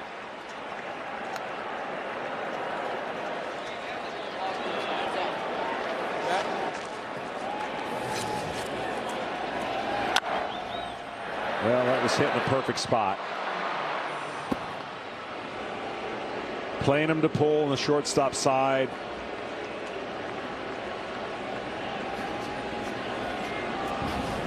It's Brandon Drury, who went 1 for his first 15 in this postseason, is 4 of his last 7. Tying run aboard for the Padres here in the 6th inning. And Jake Cronenworth, who knocked in their last run, is up. He's been taking a lot of. At some point, he's got to change the pitching scouting report. And I'll tell you why. There's going to be a moment, because if you know you've got pretty much an 85% chance he's going to take, it changes your pitch selection. You get almost, if you can get a quick strike on the guy. Something somewhere during this series, he has to change that scouting report and swing on the first pitch and do something with it.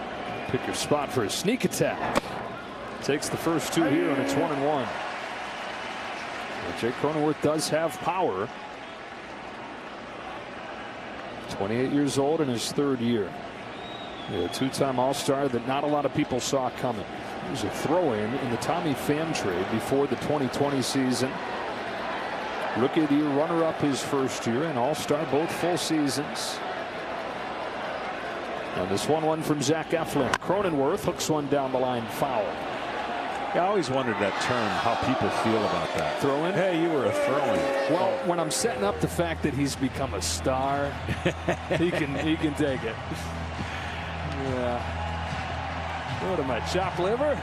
Oh, you're a throw-in. I saw that under somebody's hat, and I didn't know what that meant at the first. You know, I saw underneath. Wait, what's throw-in? Like, are you trying to throw in? It was a pitcher. He goes, no, that was a throw-in in the trade. I use that. And it's my reminder. 1-2 from Eflin. 2-2. Zach Eflin, former first-round draft pick of the Padres. Long-time Philly now, one of the longest tenured Phillies, getting to be part of this special postseason run for the Phils. Their first one in 11 years. His 2-2 pitch makes it full.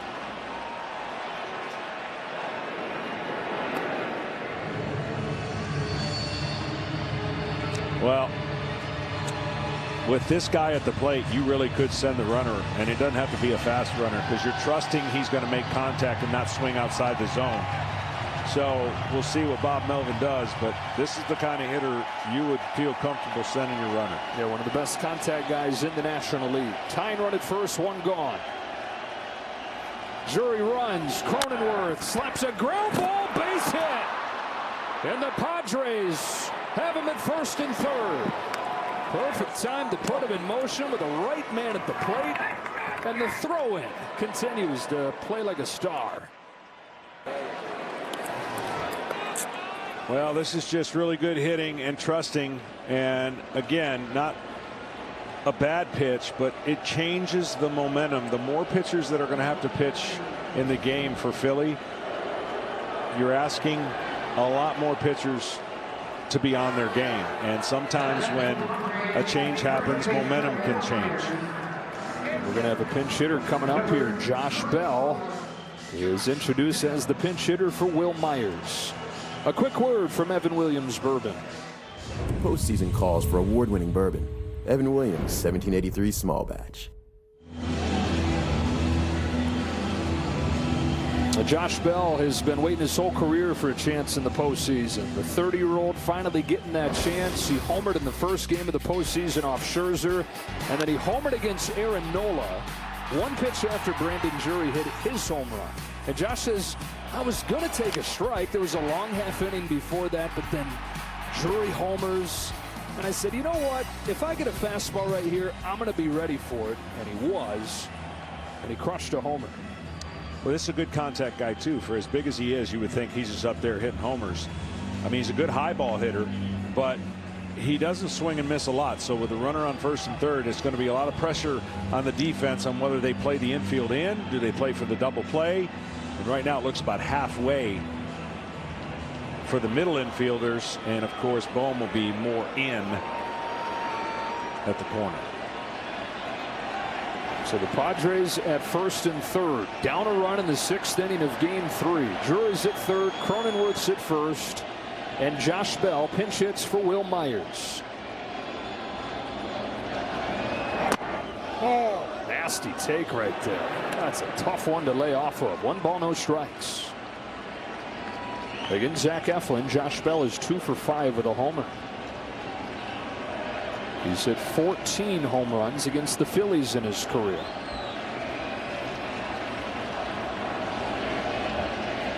On a 1-0 pitch, Bell takes ball 2.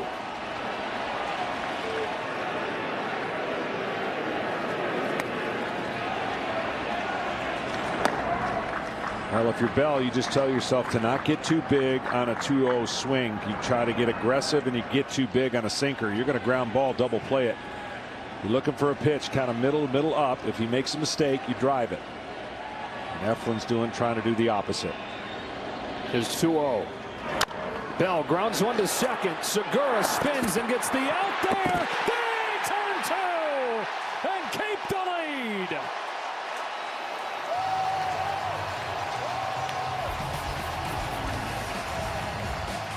Segura, who's had an adventure here in Game 3, pivots and puts it on the money. The rookie stopped to first. The Phillies out of the jam in front 3-2 in Game 3. You cast their vote for the top offensive performer in each league at MLB.com/Aaron. Voting ends October 24th. Phillies 3, Padres 2. The series tied at a game apiece. JT Realmuto takes strike 1 from Joe Musgrove. So Josh Bell pinch hits, grounds into an inning-ending double play. Remains in the game at first base. Zach Eflin able to get out of that. Phillies have 3, 4, and 5 coming up. Broken bat. Diving stop by Joe Musgrove. What a play! Well, he prides himself on still being a great athlete. New pitchers can be good athletes, John, and he sure is. Yeah, this is a hit all the way, especially the way that JT runs, and he just smothers it. And at this point, good enough arm from anywhere to throw. That's Machado-like. You know, at Grossmont High School wasn't just a pitcher. He was an outfielder. He was a third baseman and a really good one. You mentioned he played offensive line and defensive end. Fields his position as well as anybody. Big play to keep the leadoff man off the bases in front of Bryce Harper. I mean, you got to finish in a decent spot to be able to do that. A lot of guys who throw hard fall off to the first base side, and that's easily by most pitchers. But man, oh man, good play there.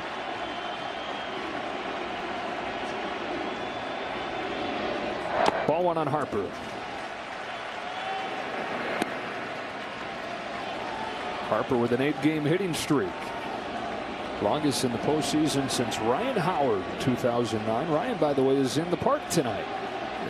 One of the loudest cheers of the night. There have been a lot of them, but one of the loudest cheers is when they showed Ryan with his family. A strike, 1-1.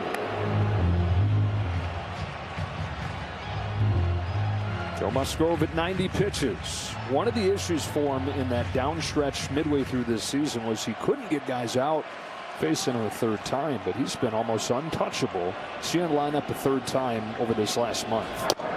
Falls behind Harper 2-1. He says he thought it was mental, John, that he kind of became a different guy later into the game, tried extra hard, but he's been so much better lately.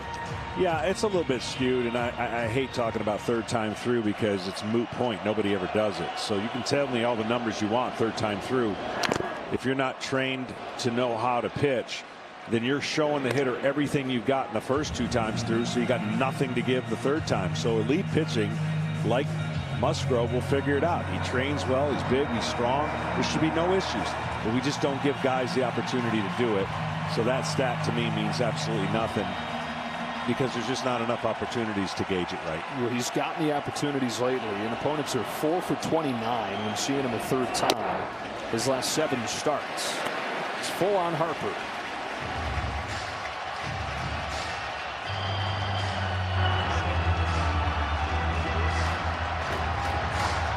Hill and Garcia both ready for the Padres.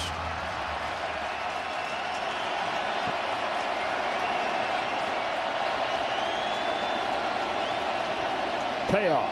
Harper goes up to get it and fouls it back.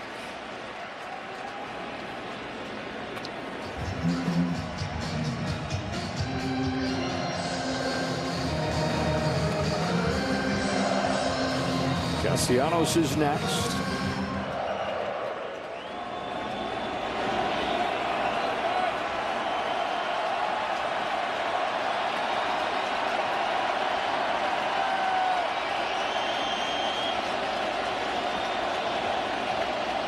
Two-time MVP Harper grounds another. Yeah, it's foul. Stays at 3 balls, 2 strikes. But that's the biggest thing. When you see the shape of pitches so many times in 2 at-bats, then the third time, yeah, hitter advantage way up. And if you're a max effort guy, you don't have much to go to. But he spins the ball in so many different ways. He gives the illusion that it's not the same pitch 3 times facing the hitter. 8th pitch put in play. Bell's got it. Musgrove to the bag. 2 out. Moments ago, Ken Rosenthal with Rob Thompson. Here with Rob Thompson. Rob, what was your thinking behind taking out Ranger Suarez? Well, he hadn't pitched in 9 days, and he was up close to 70 pitches. I think he was at 68 pitches. I just felt like third time through, Machado, Drury, that group of people, I want a right-hander on him. Eflin did his job. He got a bunch of ground balls. Some went through. That's all, but we turned big double play there to get out of it. Rob, thanks very much. All right, so there's the explanation from Rob Thompson. It works in the 6th inning. Of course, still 3 innings to cover, and those dominoes start falling as soon as he makes that change. You know how I said that Cronenworth has to change the scouting report and swing early? The opposite's true here for Nick. Spook him with a take. A take, and it might be, what are you doing? Yeah. Ooh, okay. That's a start. Most aggressive guy in baseball during the regular season, and he's even turned that up a notch in the postseason. He's the kind of guy, though, if he gets going, he can carry an offense. Chases here, couldn't help himself. 0-2.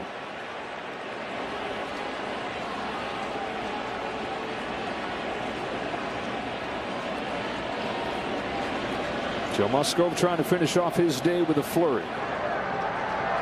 Alvarado's ready to go. Good against left and right. 0-2 pitch.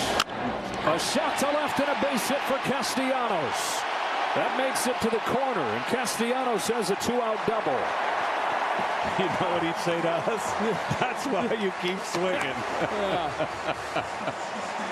He got a hanger, and he didn't leave it in the closet. He took advantage of that pitch, hooked it down the line, easy double. Bohm was aggressive first pitch, last time up.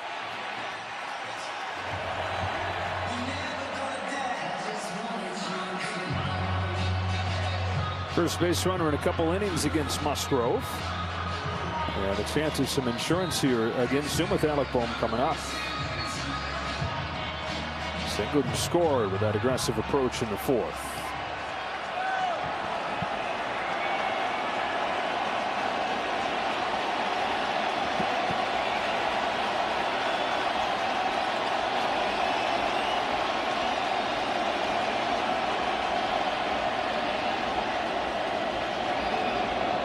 Aggressive again, line drive, base hit, and it gets to the wall. Phillies take a 4-2 lead as Bohm drives in Castellanos, a 2-out burst.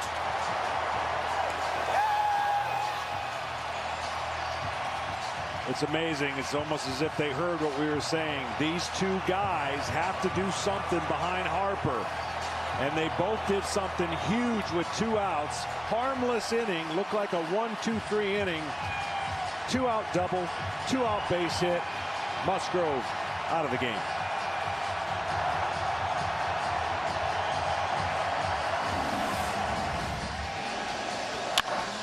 Alec Bohm delivers his second hit of the game. He's got a run scored. He's got a run knocked in. Soto that close to ending the inning. Instead, the night ends for Joe Musgrove, and it's 4-2 Phillies. Momentum switch. He made that play. It's Tim Hill. Yeah, it's a funky lefty that basically every pitch throws with his entire body. Watch this. To Bryson Stott. Strike one.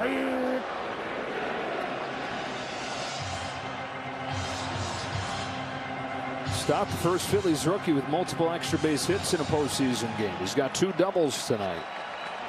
Now facing a guy who's thrown with his entire body. He's faced 5 batters in the postseason and retired them all, and he had 0-2. I would think he'd try to sweep this low 3/4 delivery away from Stott.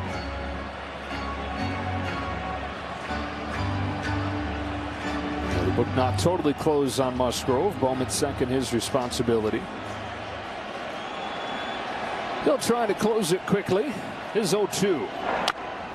Shot foul.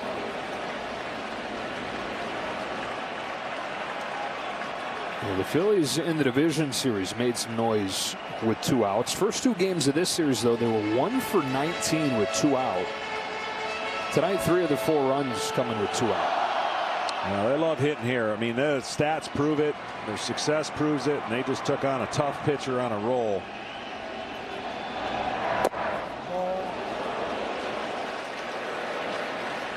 Over 45,000 in attendance here. The first postseason games in Philadelphia in 11 years. They waited more than 4,000 days to get postseason baseball back here. And they have been as much a part of the story as the team on the field, really elevating this team in the games in this ballpark. On a 1-2 pitch, takes away, and the count evens up.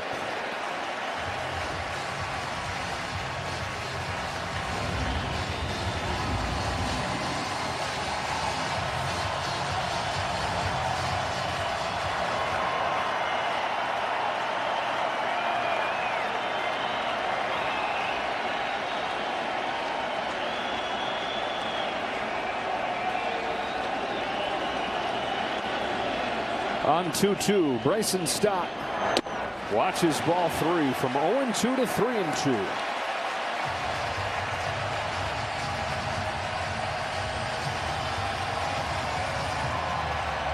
Well, you know, Bob Melvin, I know he gets right-handers out too, but he would really love to reset the inning and send somebody else out there if he gets the last out here, which you can do under the new rules.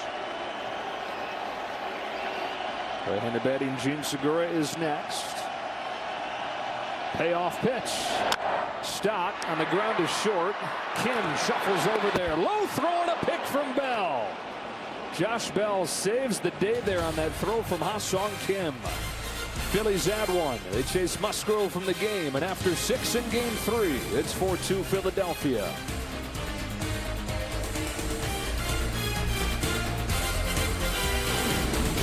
Phillies took the first game of the series 2-0. Padres responded with an 8-5 win in game 2.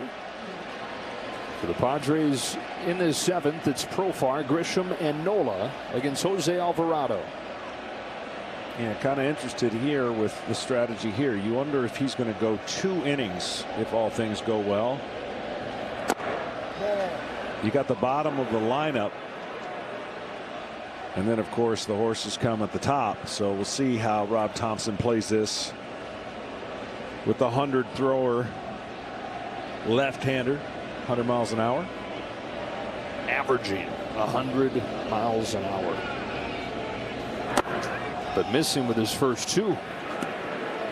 And anytime that happens with Jose Alvarado, Phillies fans have seen enough of that version of Alvarado where they get worried when this happens. Yeah, he's been great over the last couple months, but for 2 years, there were way too many 2-0 counts, way too many innings where he came in there and just didn't have it.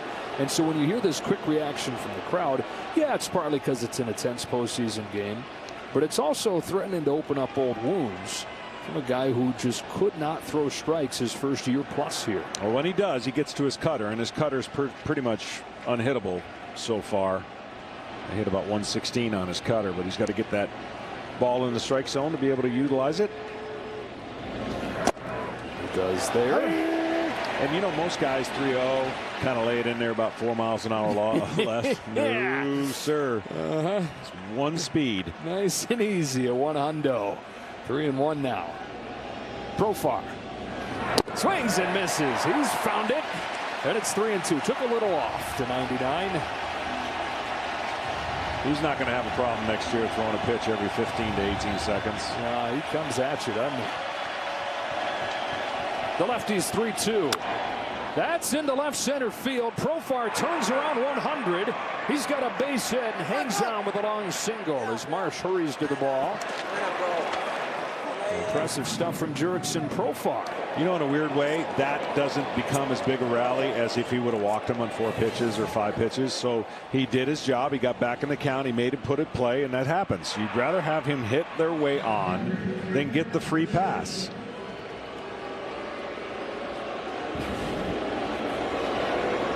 Profar certainly earned his way aboard there, taking the 100-mile-per-hour fastball. Getting his 2nd hit of the series. So now Grisham, who's looking for his first hit at 0 for 9. Reached on an error in the 5th inning, came in to score the Padres' last run. Trent Grisham takes a strike.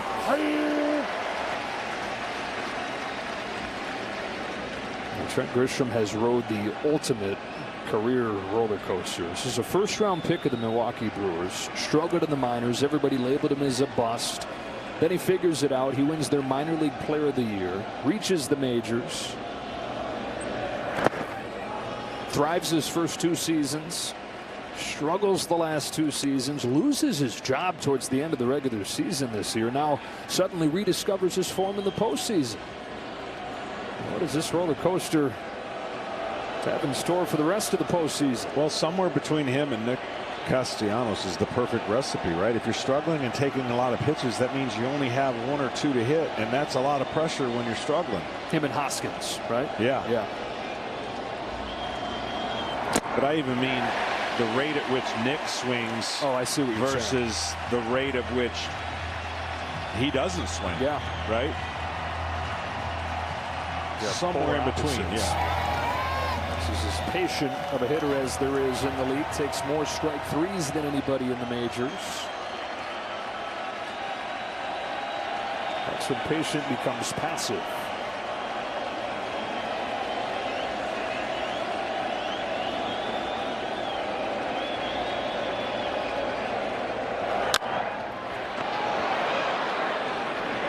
That seems to be the spot. Down, good fastball hitter. But you put it perfectly. I mean, taking strike 3 that many times would eat at you. And he said he knows it. He knows that's his issue, and that what is his biggest strength, his patience, how selective he is, does become his biggest weakness. Trying to thread that needle. He represents the tying run here in the 7th. On 1-2, Grisham swings and misses. Alvarado with a strikeout, 1 gone.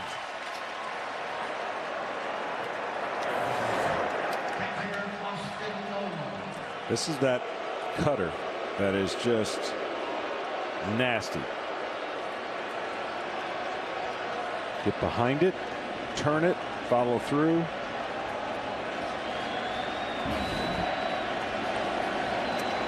That's the one that has helped him turn his season around. It's the one that he reformulated when he was in AAA in the first half. The 9-hitter Nola takes ball 1.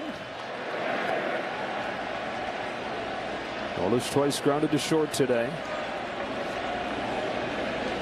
See, in a perfect world, when you've got the 3 hots, let's just call it 3 hot relievers in your pen, teams are so confined to try to use all 3 in a winning formula, right? Versus splitting them up and getting leverage so that you always have somewhat of a closer every game you potentially could win. It's almost as if they use them so much in the winning formula that you worry about tomorrow, or what if tomorrow's a winning formula? What if the next day's a winning formula? So, but that's what teams have kind of gone to and groomed some of these guys and their roles.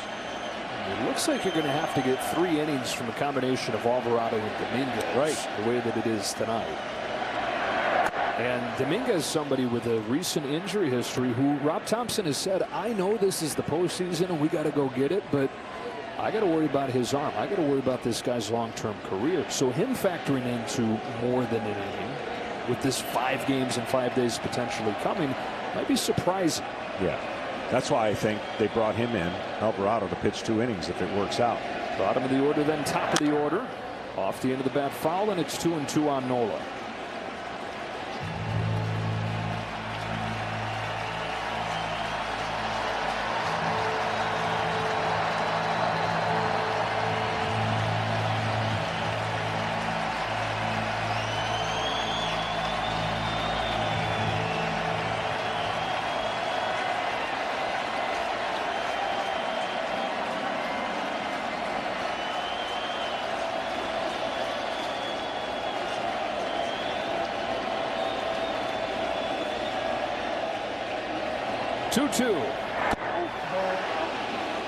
Full count. Oh, there was a lot of action there with the bat, but checked and said he held up.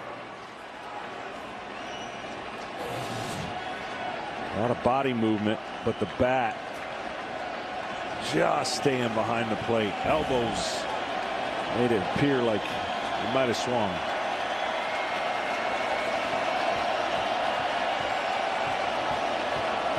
On 3-2, Nola looks at strike 3.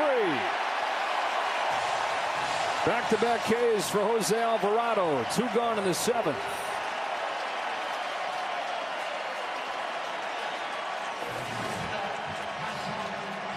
It's a different pitcher. You mentioned kind of the issues in the past that plagued him. Doesn't look like that guy now, even though there'll be times where the ball, 3-0 count. He's nasty. Back to the top and Kim. Didn't get the call there. 1 ball, no strikes.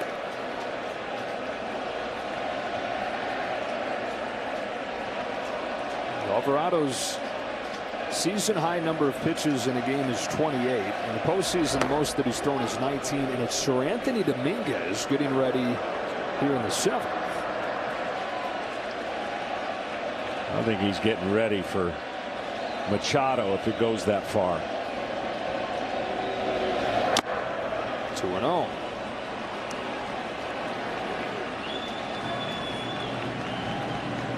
That would be firing your best bolt a little bit earlier than you ideally would want to. And they'd have to figure something out for the 8th and the 9th with their top 3 relief arms so far this postseason in the game were already used.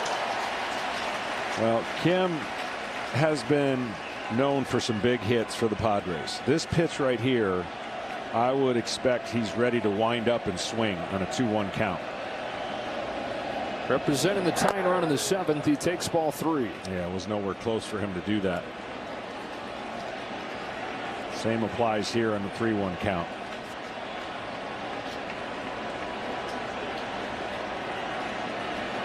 Soto looms on deck. Profar at first. 3-1. Kim bounces one. Right side. Gene Segura. Roller coaster night continues. He's at the top of the mountain right now. Diving defensive play.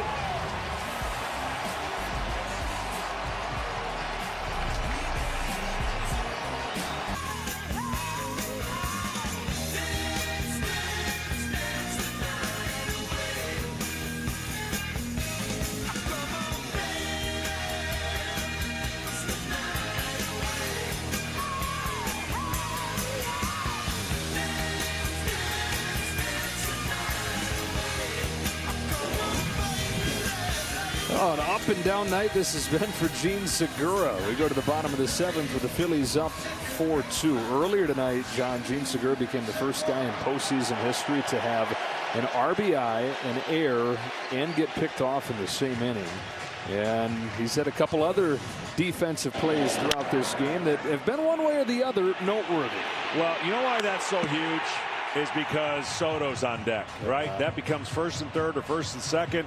Soto's on deck. You don't know what's going to happen. Huge momentum switch. Yes, it has been an absolute roller coaster of emotions for Segura, who leads off this inning and fouls off the first pitch from Tim Hill. What a fun series this has been. I mean, two teams that not many people saw coming meeting up in this championship series. It's been tightly contested, really entertaining. It is, and they're really evenly matched. There's a lot of numbers that don't make sense to lead these teams here, but they're here for a reason, and the timing of everything that they've done has been perfect. And that's why I think you're going to see a series that's going to go down to the wire. Kinnan charges this one and gets Segura for the first out of the 7th.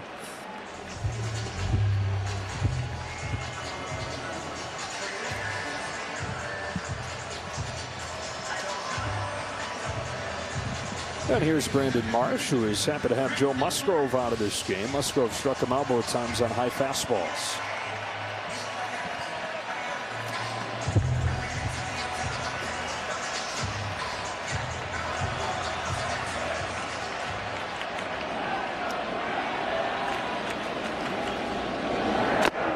Strike one. Good luck.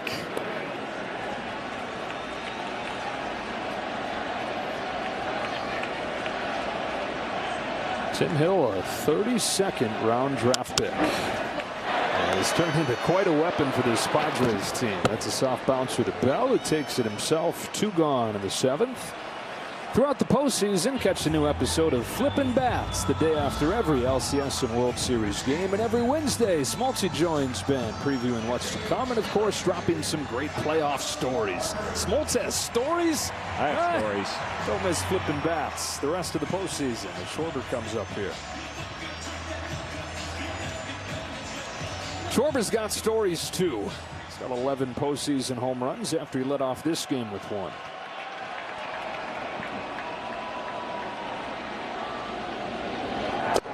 Strike one from Hill.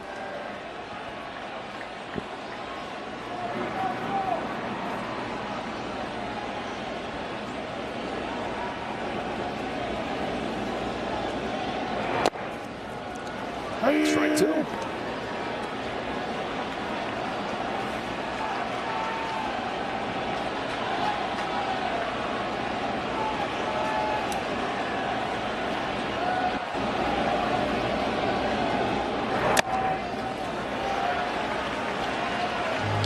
Ball, 2 strikes. Not anybody warming anymore for the Phillies down there, so it looks like it's going to be Jose Alvarado for a second inning of work. He's thrown 22 pitches. Making his season high is 28.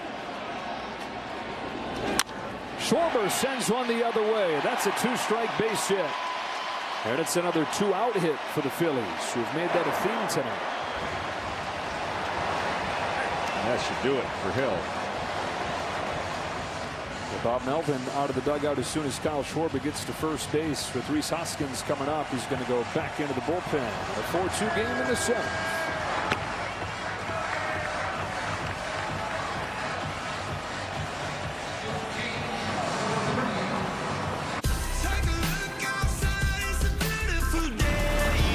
Out here, there's no shortage of beautiful things. For some, it's an impossible view. For others, it's deep below the surface. But when you have the capability to go anywhere and do anything, you realize there's nothing more beautiful than freedom.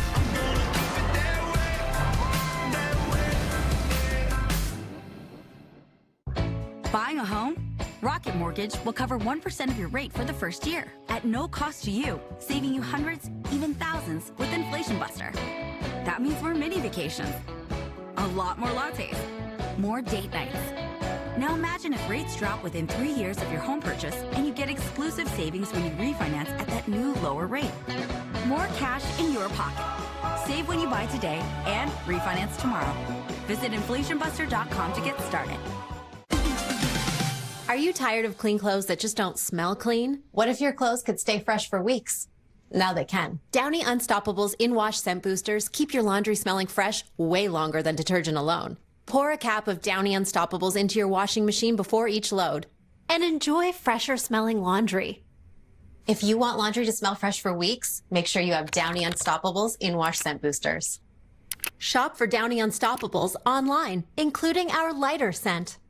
Reggie Bush had something important taken from him, so Wendy's is returning it. The pretzel pub! Let's go! Yes! We haven't told him it's back for a limited time. Choose wisely. Choose Wendy's Pretzel Pub Cheeseburger. New Bud Light Seltzer Hard Soda. Classic Cola. Wow, that's some loud flavor. What just happened? Bud Light Seltzer Hard Soda. Loudest flavors ever.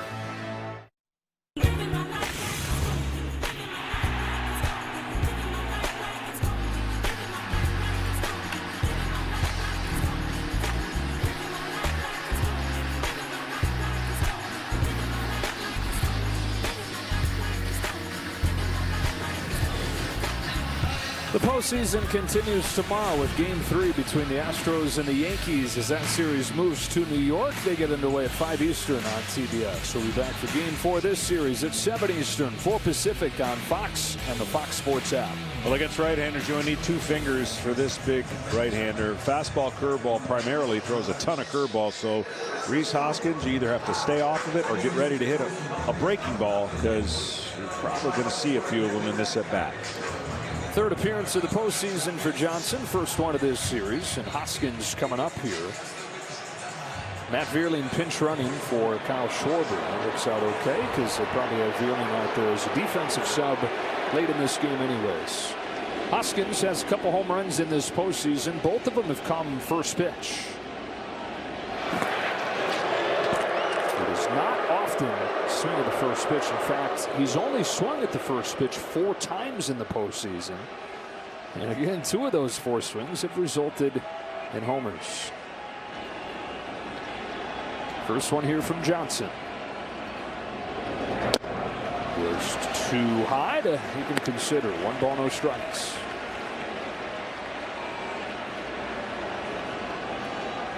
Now for the Padres in the 8th inning, Soto, Machado, and Drury coming up. This Padres bullpen has been their biggest strength. The sub-2 ERA this postseason. 2-0 on Hoskins. Well, trust me, he knows the scouting report. He's just trying to get the angle of a pitch that he can launch in the air. Typically left field. It's that sweet stroke that he broke in the league with a bunch of home runs to the left field side. He's kept on going. 4 straight full seasons of at least 25. That is just foul. He got a 3rd consecutive curve and pulled the trigger for the first time, just missing down the chalk. Wow, that was close. The beauty of the playoffs, you got umpires all the way down the line to help it. These kind of calls, but more importantly down the line to see if a ball's fair or foul in the corner, which in the regular season you don't have that help. Yeah, we got 4 in a regular season crew, 6 here in the postseason with an alternate in the building as well. We'll rotate in. So 2 balls, 1 strike the count. Vierling at first, 2 gone. Continue to check on him. He's got good wheels.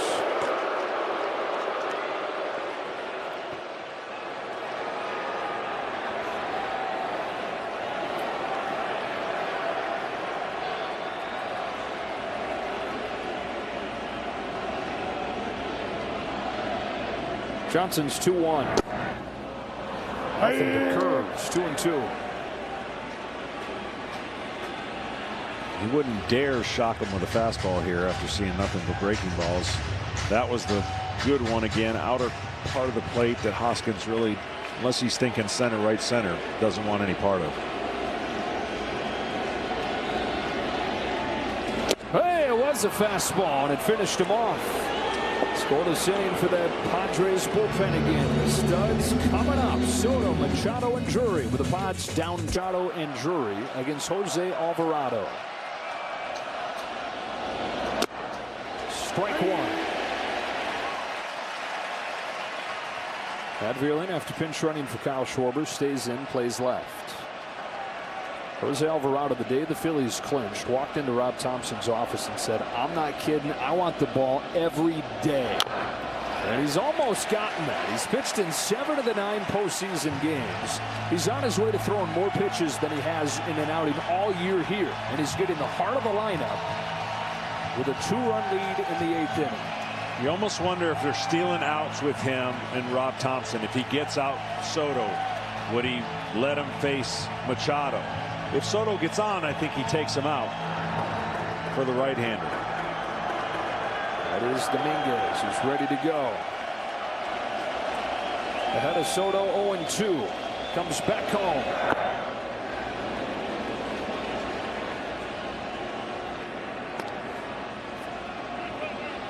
Soto's 0 for 2 today. Got hit by a pitch in the 4th inning to start that inning. Came in to score.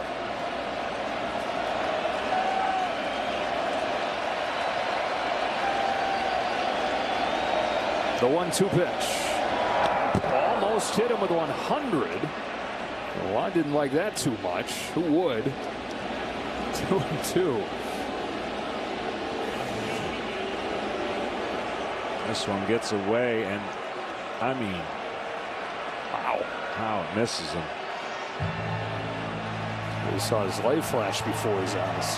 How any hitter gets back in there after that, I'll never understand, never fail to appreciate. If this was a regular season game, your guys on the bench would be going, "We got ice. Bring the tying run to the plate." It's not your average. You can yell back, "That was 100, buddy. You come wear it. I'll go get you the ice." Yeah, it's not your average 90-mile-an-hour fastball. 2-2. Bounces one the other way. Base hit Soto. After 100 nearly knocks him over, he stays in there and starts the inning with a single. I mean, you know, this is what we talked about and why he's such a great hitter. There was nothing other than that approach the entire time, I believe, once he got to 2 strikes. Shift was on. Great hitting. And so that is going to do it for Jose Alvarado. Juan Soto, impressive stuff. And Sir Anthony Dominguez coming on, perhaps looking for 6 outs. It's 4-2 Phillies here in Game 3. Which adds up to $335,000 in donations for hurricane relief. Sir Anthony Dominguez has faced 15 hitters this postseason. Only 1 has reached. 10 of the 15 have gone down on strikes. Whew. Nasty. Manny Machado, representing the tying run, tries to lay off that 100-mile-per-hour fastball. Shows you how much it moves. It moves right into the check swing. And a foul ball for strike 1. So the Phillies piecing it together tonight over these last 4 innings with their top arms. Ranger Suarez goes 5 innings. Somewhat controversial call by Rob Thompson to take him out at 68 pitches. An inning from Zach Eflin. An inning plus from Jose Alvarado. And they've got 6 outs to get. It's one thing to throw 100. It's another thing to keep dominating away at 100.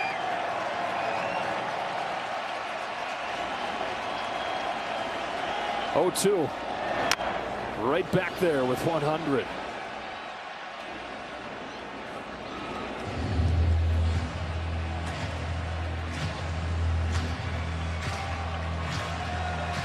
Well, 6 outs in a perfect world to wrap up the game. But the main thing is that he's in here for Machado, and he's in here for the heart of the order. if it gets to a point where they're not comfortable with where the pitch count is going, there still are some good options in the pen, some good relievers in the pen, looking at the bottom of the order. But boy, oh boy, is Sir Anthony Dominguez the guy or what? He strikes out Machado, the 11th of the 16 hitters he's faced this postseason, to meet that demise. Well, each club's got what I call Terminator kind of arms, where if they got the lead, it's going to take something special to give it up. And that's Suarez, of course, Martinez, and then who can, and Hader, striking out the world. Well, that's what the Phillies have too. And Dominguez, who gets strike one on Drury, comes up there swinging. And who would have thought, John, we'd be talking about a Phillies bullpen like this? Well, not 3 months ago, and not 2 years ago. I mean, it's been a punchline in recent years for these Phillies teams that have fallen short time after time, and the pen has been the biggest reason why. But guys like Alvarado and Dominguez have started to change that story. Drury lays off this time, and the count evens 1-1. And Dominguez, 2020 and 2021, pitched in one game. Underwent Tommy John surgery. Came back this season, was really good. Then he struggled, missed a month with the triceps issue. Struggled a little bit coming back from that, but has hit his stride, and he's flaming it up there again to get ahead of Drury 1-2. I mean, hitters, you know, they're never going to show that the pitcher has the advantage or edge or intimidated. But oh my, it's special, and he's throwing glove side command and spinning that slider.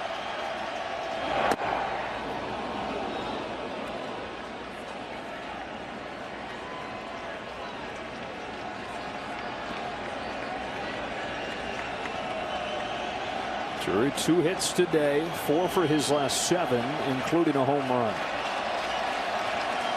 28 during the regular year. Tie it with 1 here.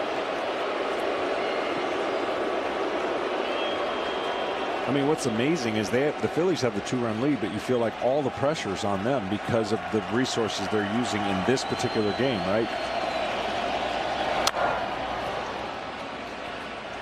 Checking with Tom Verducci. Yeah, clearly Rob Thompson, Phillies manager, not worried about tomorrow, not worried about 5 consecutive games possibly. He's going for the kill tonight. With a lead in the 7th inning, he wanted no one other than his 2 best relievers to touch the baseball. That's Alvarado and Dominguez. Alvarado, he always wants on Juan Soto. He was in the game through Soto no matter what. And now it is Dominguez behind them. Rob Thompson managing extremely aggressively tonight. Listen, it's like having a full house and pushing the chips into the center of the table, right? It works great unless the other side has 4 of a kind. Winner of Game 3, when the series is tied at 1, goes on to win the series 70% of the time historically. 2-2 pitch. Drury reaches out, knocked down by Dominguez, shovels to first, 2 gone. You wonder if that ball had gotten through, if they would have had a chance to turn a double play to end the inning. Yeah, it's so impossible for pitching to remember where your guys are, to leave that ball go, and it would have been a double play, but that's putting a lot on a pitcher to have that memory. 2 away in this 8th inning. Jake Cronenworth, a couple hits tonight. And a good fastball hitter. So we'll see where Dominguez goes, and we'll see if Jake gets away from that first pitch take in this crucial situation here. You've been saying saving that bullet for a key spot, representing the tying run. Boy, that would have been one to cut loose on, but he took it. Strike 1.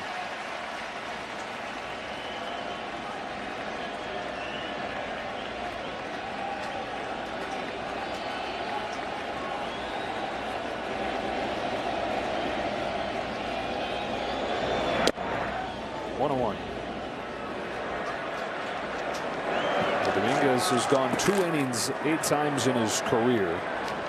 Only one time this season, game 1 of the division series. Again, this is his first year coming off Tommy John surgery. And he's the one guy that Rob Thompson told us before the game today he has to think extra hard about, given this stretch of 5 games in 5 days, how he'll use it. 2-1 on Cronenworth.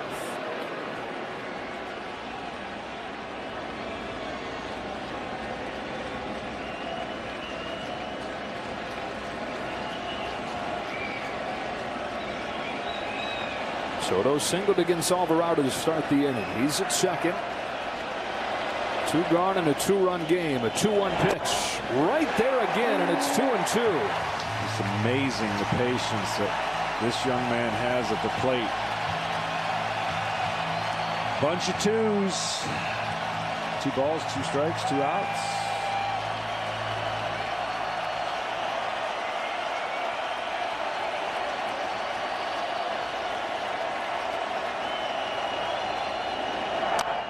Fouls it off.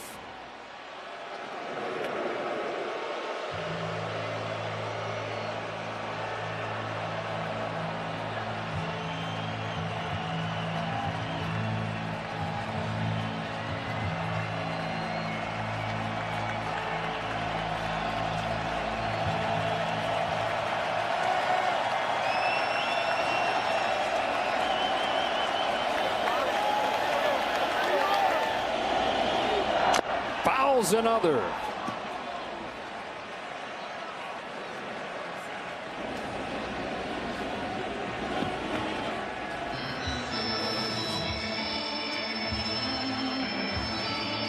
Tried to get on top of that.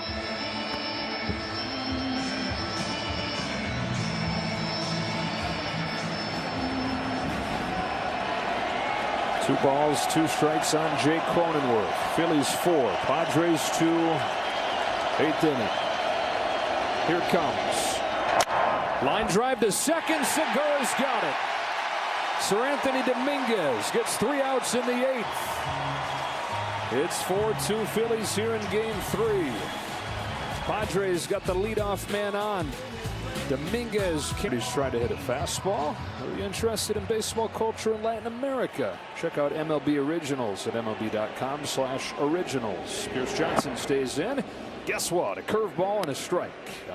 JT Realmuto. I'm going to check that out, Joe. Which one? What you just read. It'd be amazing if that was all one movie, but I think that's 3 different originals. You got plenty of watching to get you through the rest of this postseason. Fastball for a strike, 0-2. So 4-2 Phillies in front. Got a leadoff home run. They got 2 in the 4th, 1 in the 6th. Phillies got a run in the 4th and a run in the 5th. And for the Padres in the 9th inning, Bell, Profar, and Grisham due up. So Anthony Dominguez needed 18 pitches to get the first 3 outs of what they hope will be 6 to wrap up game 3. Well, if you're looking at the subtle differences between these 2 teams, and I thought this was about as evenly matched of a series as we're seeing in a long time.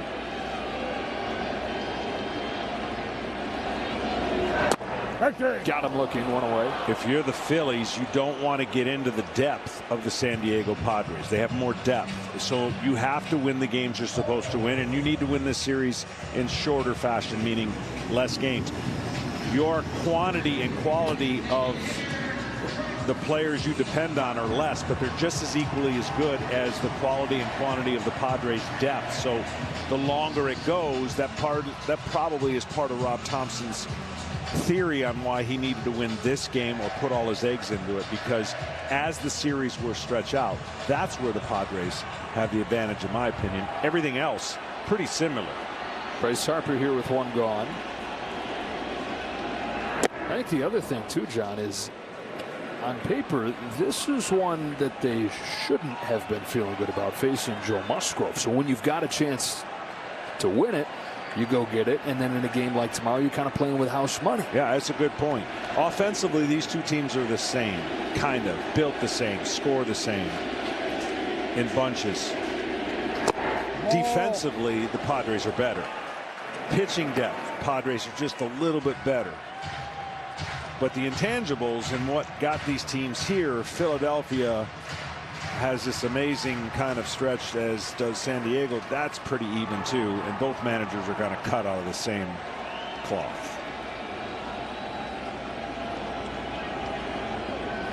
Johnson home to Harper, who cuts and misses at a high fastball. The other thing that the Phillies have talked a lot about lately, more and more about, is just this kind of quality of playing so loose lately. There was so much pressure on the Phillies, the organization, each individual player, to get them here, to get them into the postseason. It was the longest drought in the National League.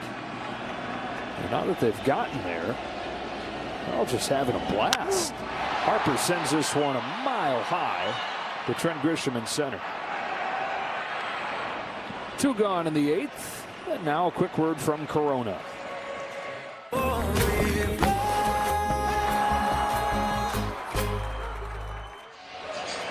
Rob Thompson, Smoltz said that he sensed that. In mid-September or so, he said he's thinking to himself, man, if we can just get in. First of all, I think we're built to win in the postseason because we hit the ball out of the park. We've got a couple horses in that rotation. Yeah. Second of all, I could see us getting comfy, kind of letting our guard down and just being nice and easy, being so comfy, having, relatively speaking, gotten the monkey off our backs just by getting into the postseason. Now go do it. Well, he picked the hardest formula to do it, right? When this formula came out in the playoff system, it was like, man, well, there's a big disadvantage for the teams that don't get to be at home. They started on the road and won. Knock off the defending champs, and now they're here with San Diego with the same kind of route. Check swing tap at a first. Bell will take it to the bag. Let's keep in mind, though, it is the new format that allowed them to get in. Yeah. It's the last team in the field. They're headed to the 9th inning with a 4-2 lead. They send Sir Anthony Dominguez back out there looking. Well, this is the anniversary of the 1980 championship clinching win for the Phillies at Veterans Stadium. Sir Anthony Dominguez comes home to Josh Bell with ball 1. He's trying to do something that's not been done by a Phillies pitcher in the postseason since that game when Tug McGraw had a 2-inning save. That's the last 2-inning save for a Phillies reliever in the postseason. And that is what Sir Anthony Dominguez is looking for. 2-0 on Bell. He's at 20 pitches now. This is something that he's done just once this year, going 2 innings. Edmundo Sosa has replaced Alec Boehm at 3rd. For the Padres in this 9th inning, it's Bell, Profar, and Grisham. That's a ground ball, base hit center field. And the Padres quickly get the tying run to the plate against Dominguez. Nice job, man. Bell got a favorable count and pretty much sold out on a fastball. Got it. And hit it right back up the middle.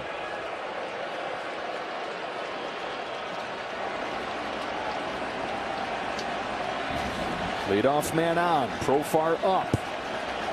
Phillies 4, Padres 2, 9th inning. Lays off 1-0-1, ball 1.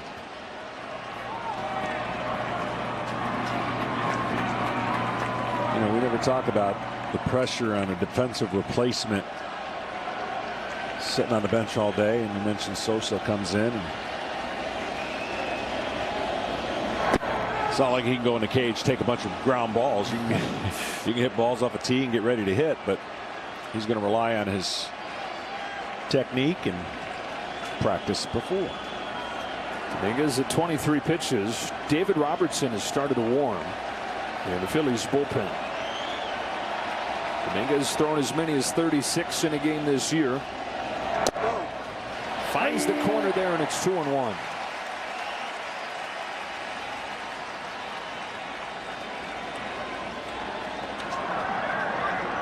Robertson in his first game of this series in game 2 didn't look great after missing the division series with a calf injury.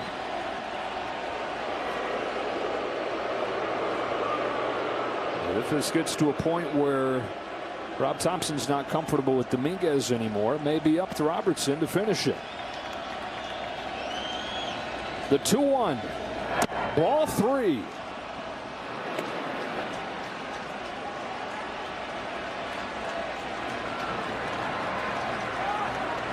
This Padres team that led the National League in walk-off wins during the regular year. Obviously not going to have a walk-off win tonight, but the point is it's been a good late rally team. On 3-1, Profar pulls one foul and the count goes full.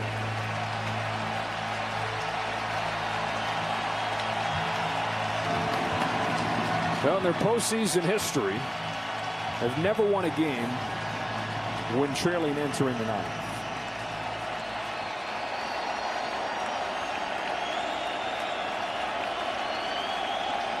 3-2 pitch.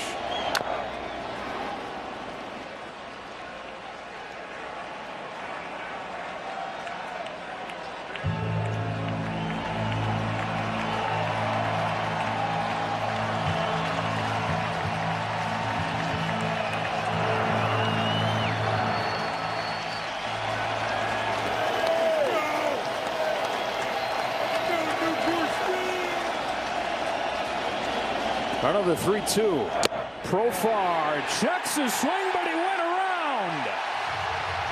Todd Titchener, the third base umpire, says that Profar offered, and he's throwing a fit, and he's been thrown out of the game.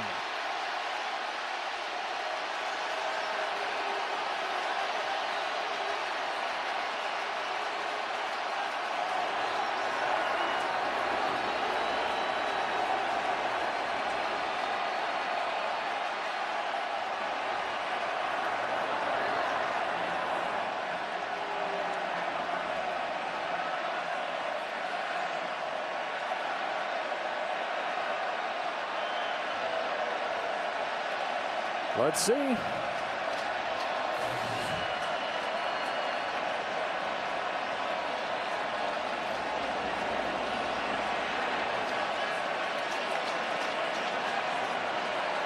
Tough one there. A lot of body getting out of the way. Actually makes it look like he swung trying to get out of the way. You can understand why he's upset. Big moment, probably the biggest moment with first and second, nobody out. And now there's men on first. Still tying run at the plate, but tough call, tough moment if you're a Padre. So Profar called out on strikes. One gone in the ninth inning. Trent Grisham to the plate. Strike one. First pitch changeup from Dominguez. Grisham, who is the star of the show over the first two rounds, is 0 for 10 in this championship series. Part of that show was a bunch of home run power. He hit 3 of them over the first 2 rounds. Grisham golfs one here, shallow center field. Stott is there. 2 gone in the ninth inning.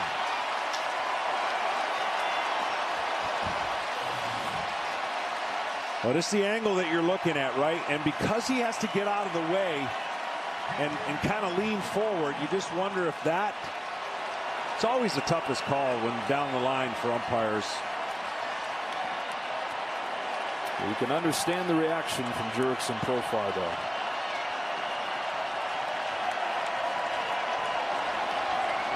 And so the Padres are down to their last out, and it's Austin Nola trying to keep their hopes alive. Dominguez 30 pitches in and still humming.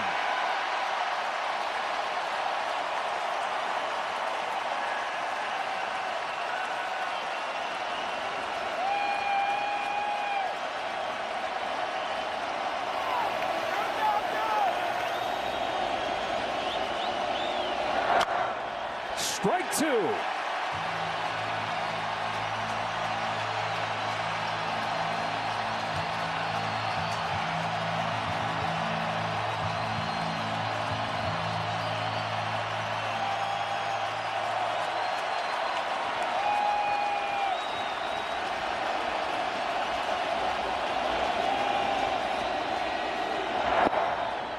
One ball, 2 strikes.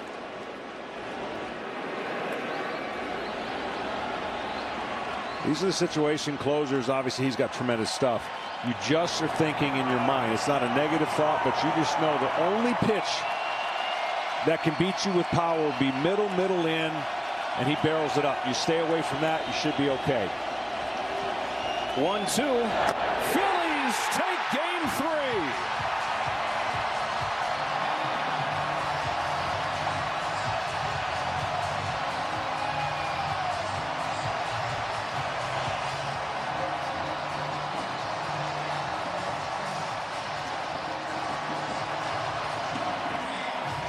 And Sir Anthony Dominguez, the first Phillies pitcher to get a 2-inning save in the postseason since the clinching game of the 1980 World Series, and Tug McGraw did it.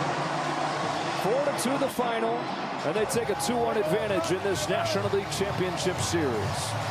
There were so many moments.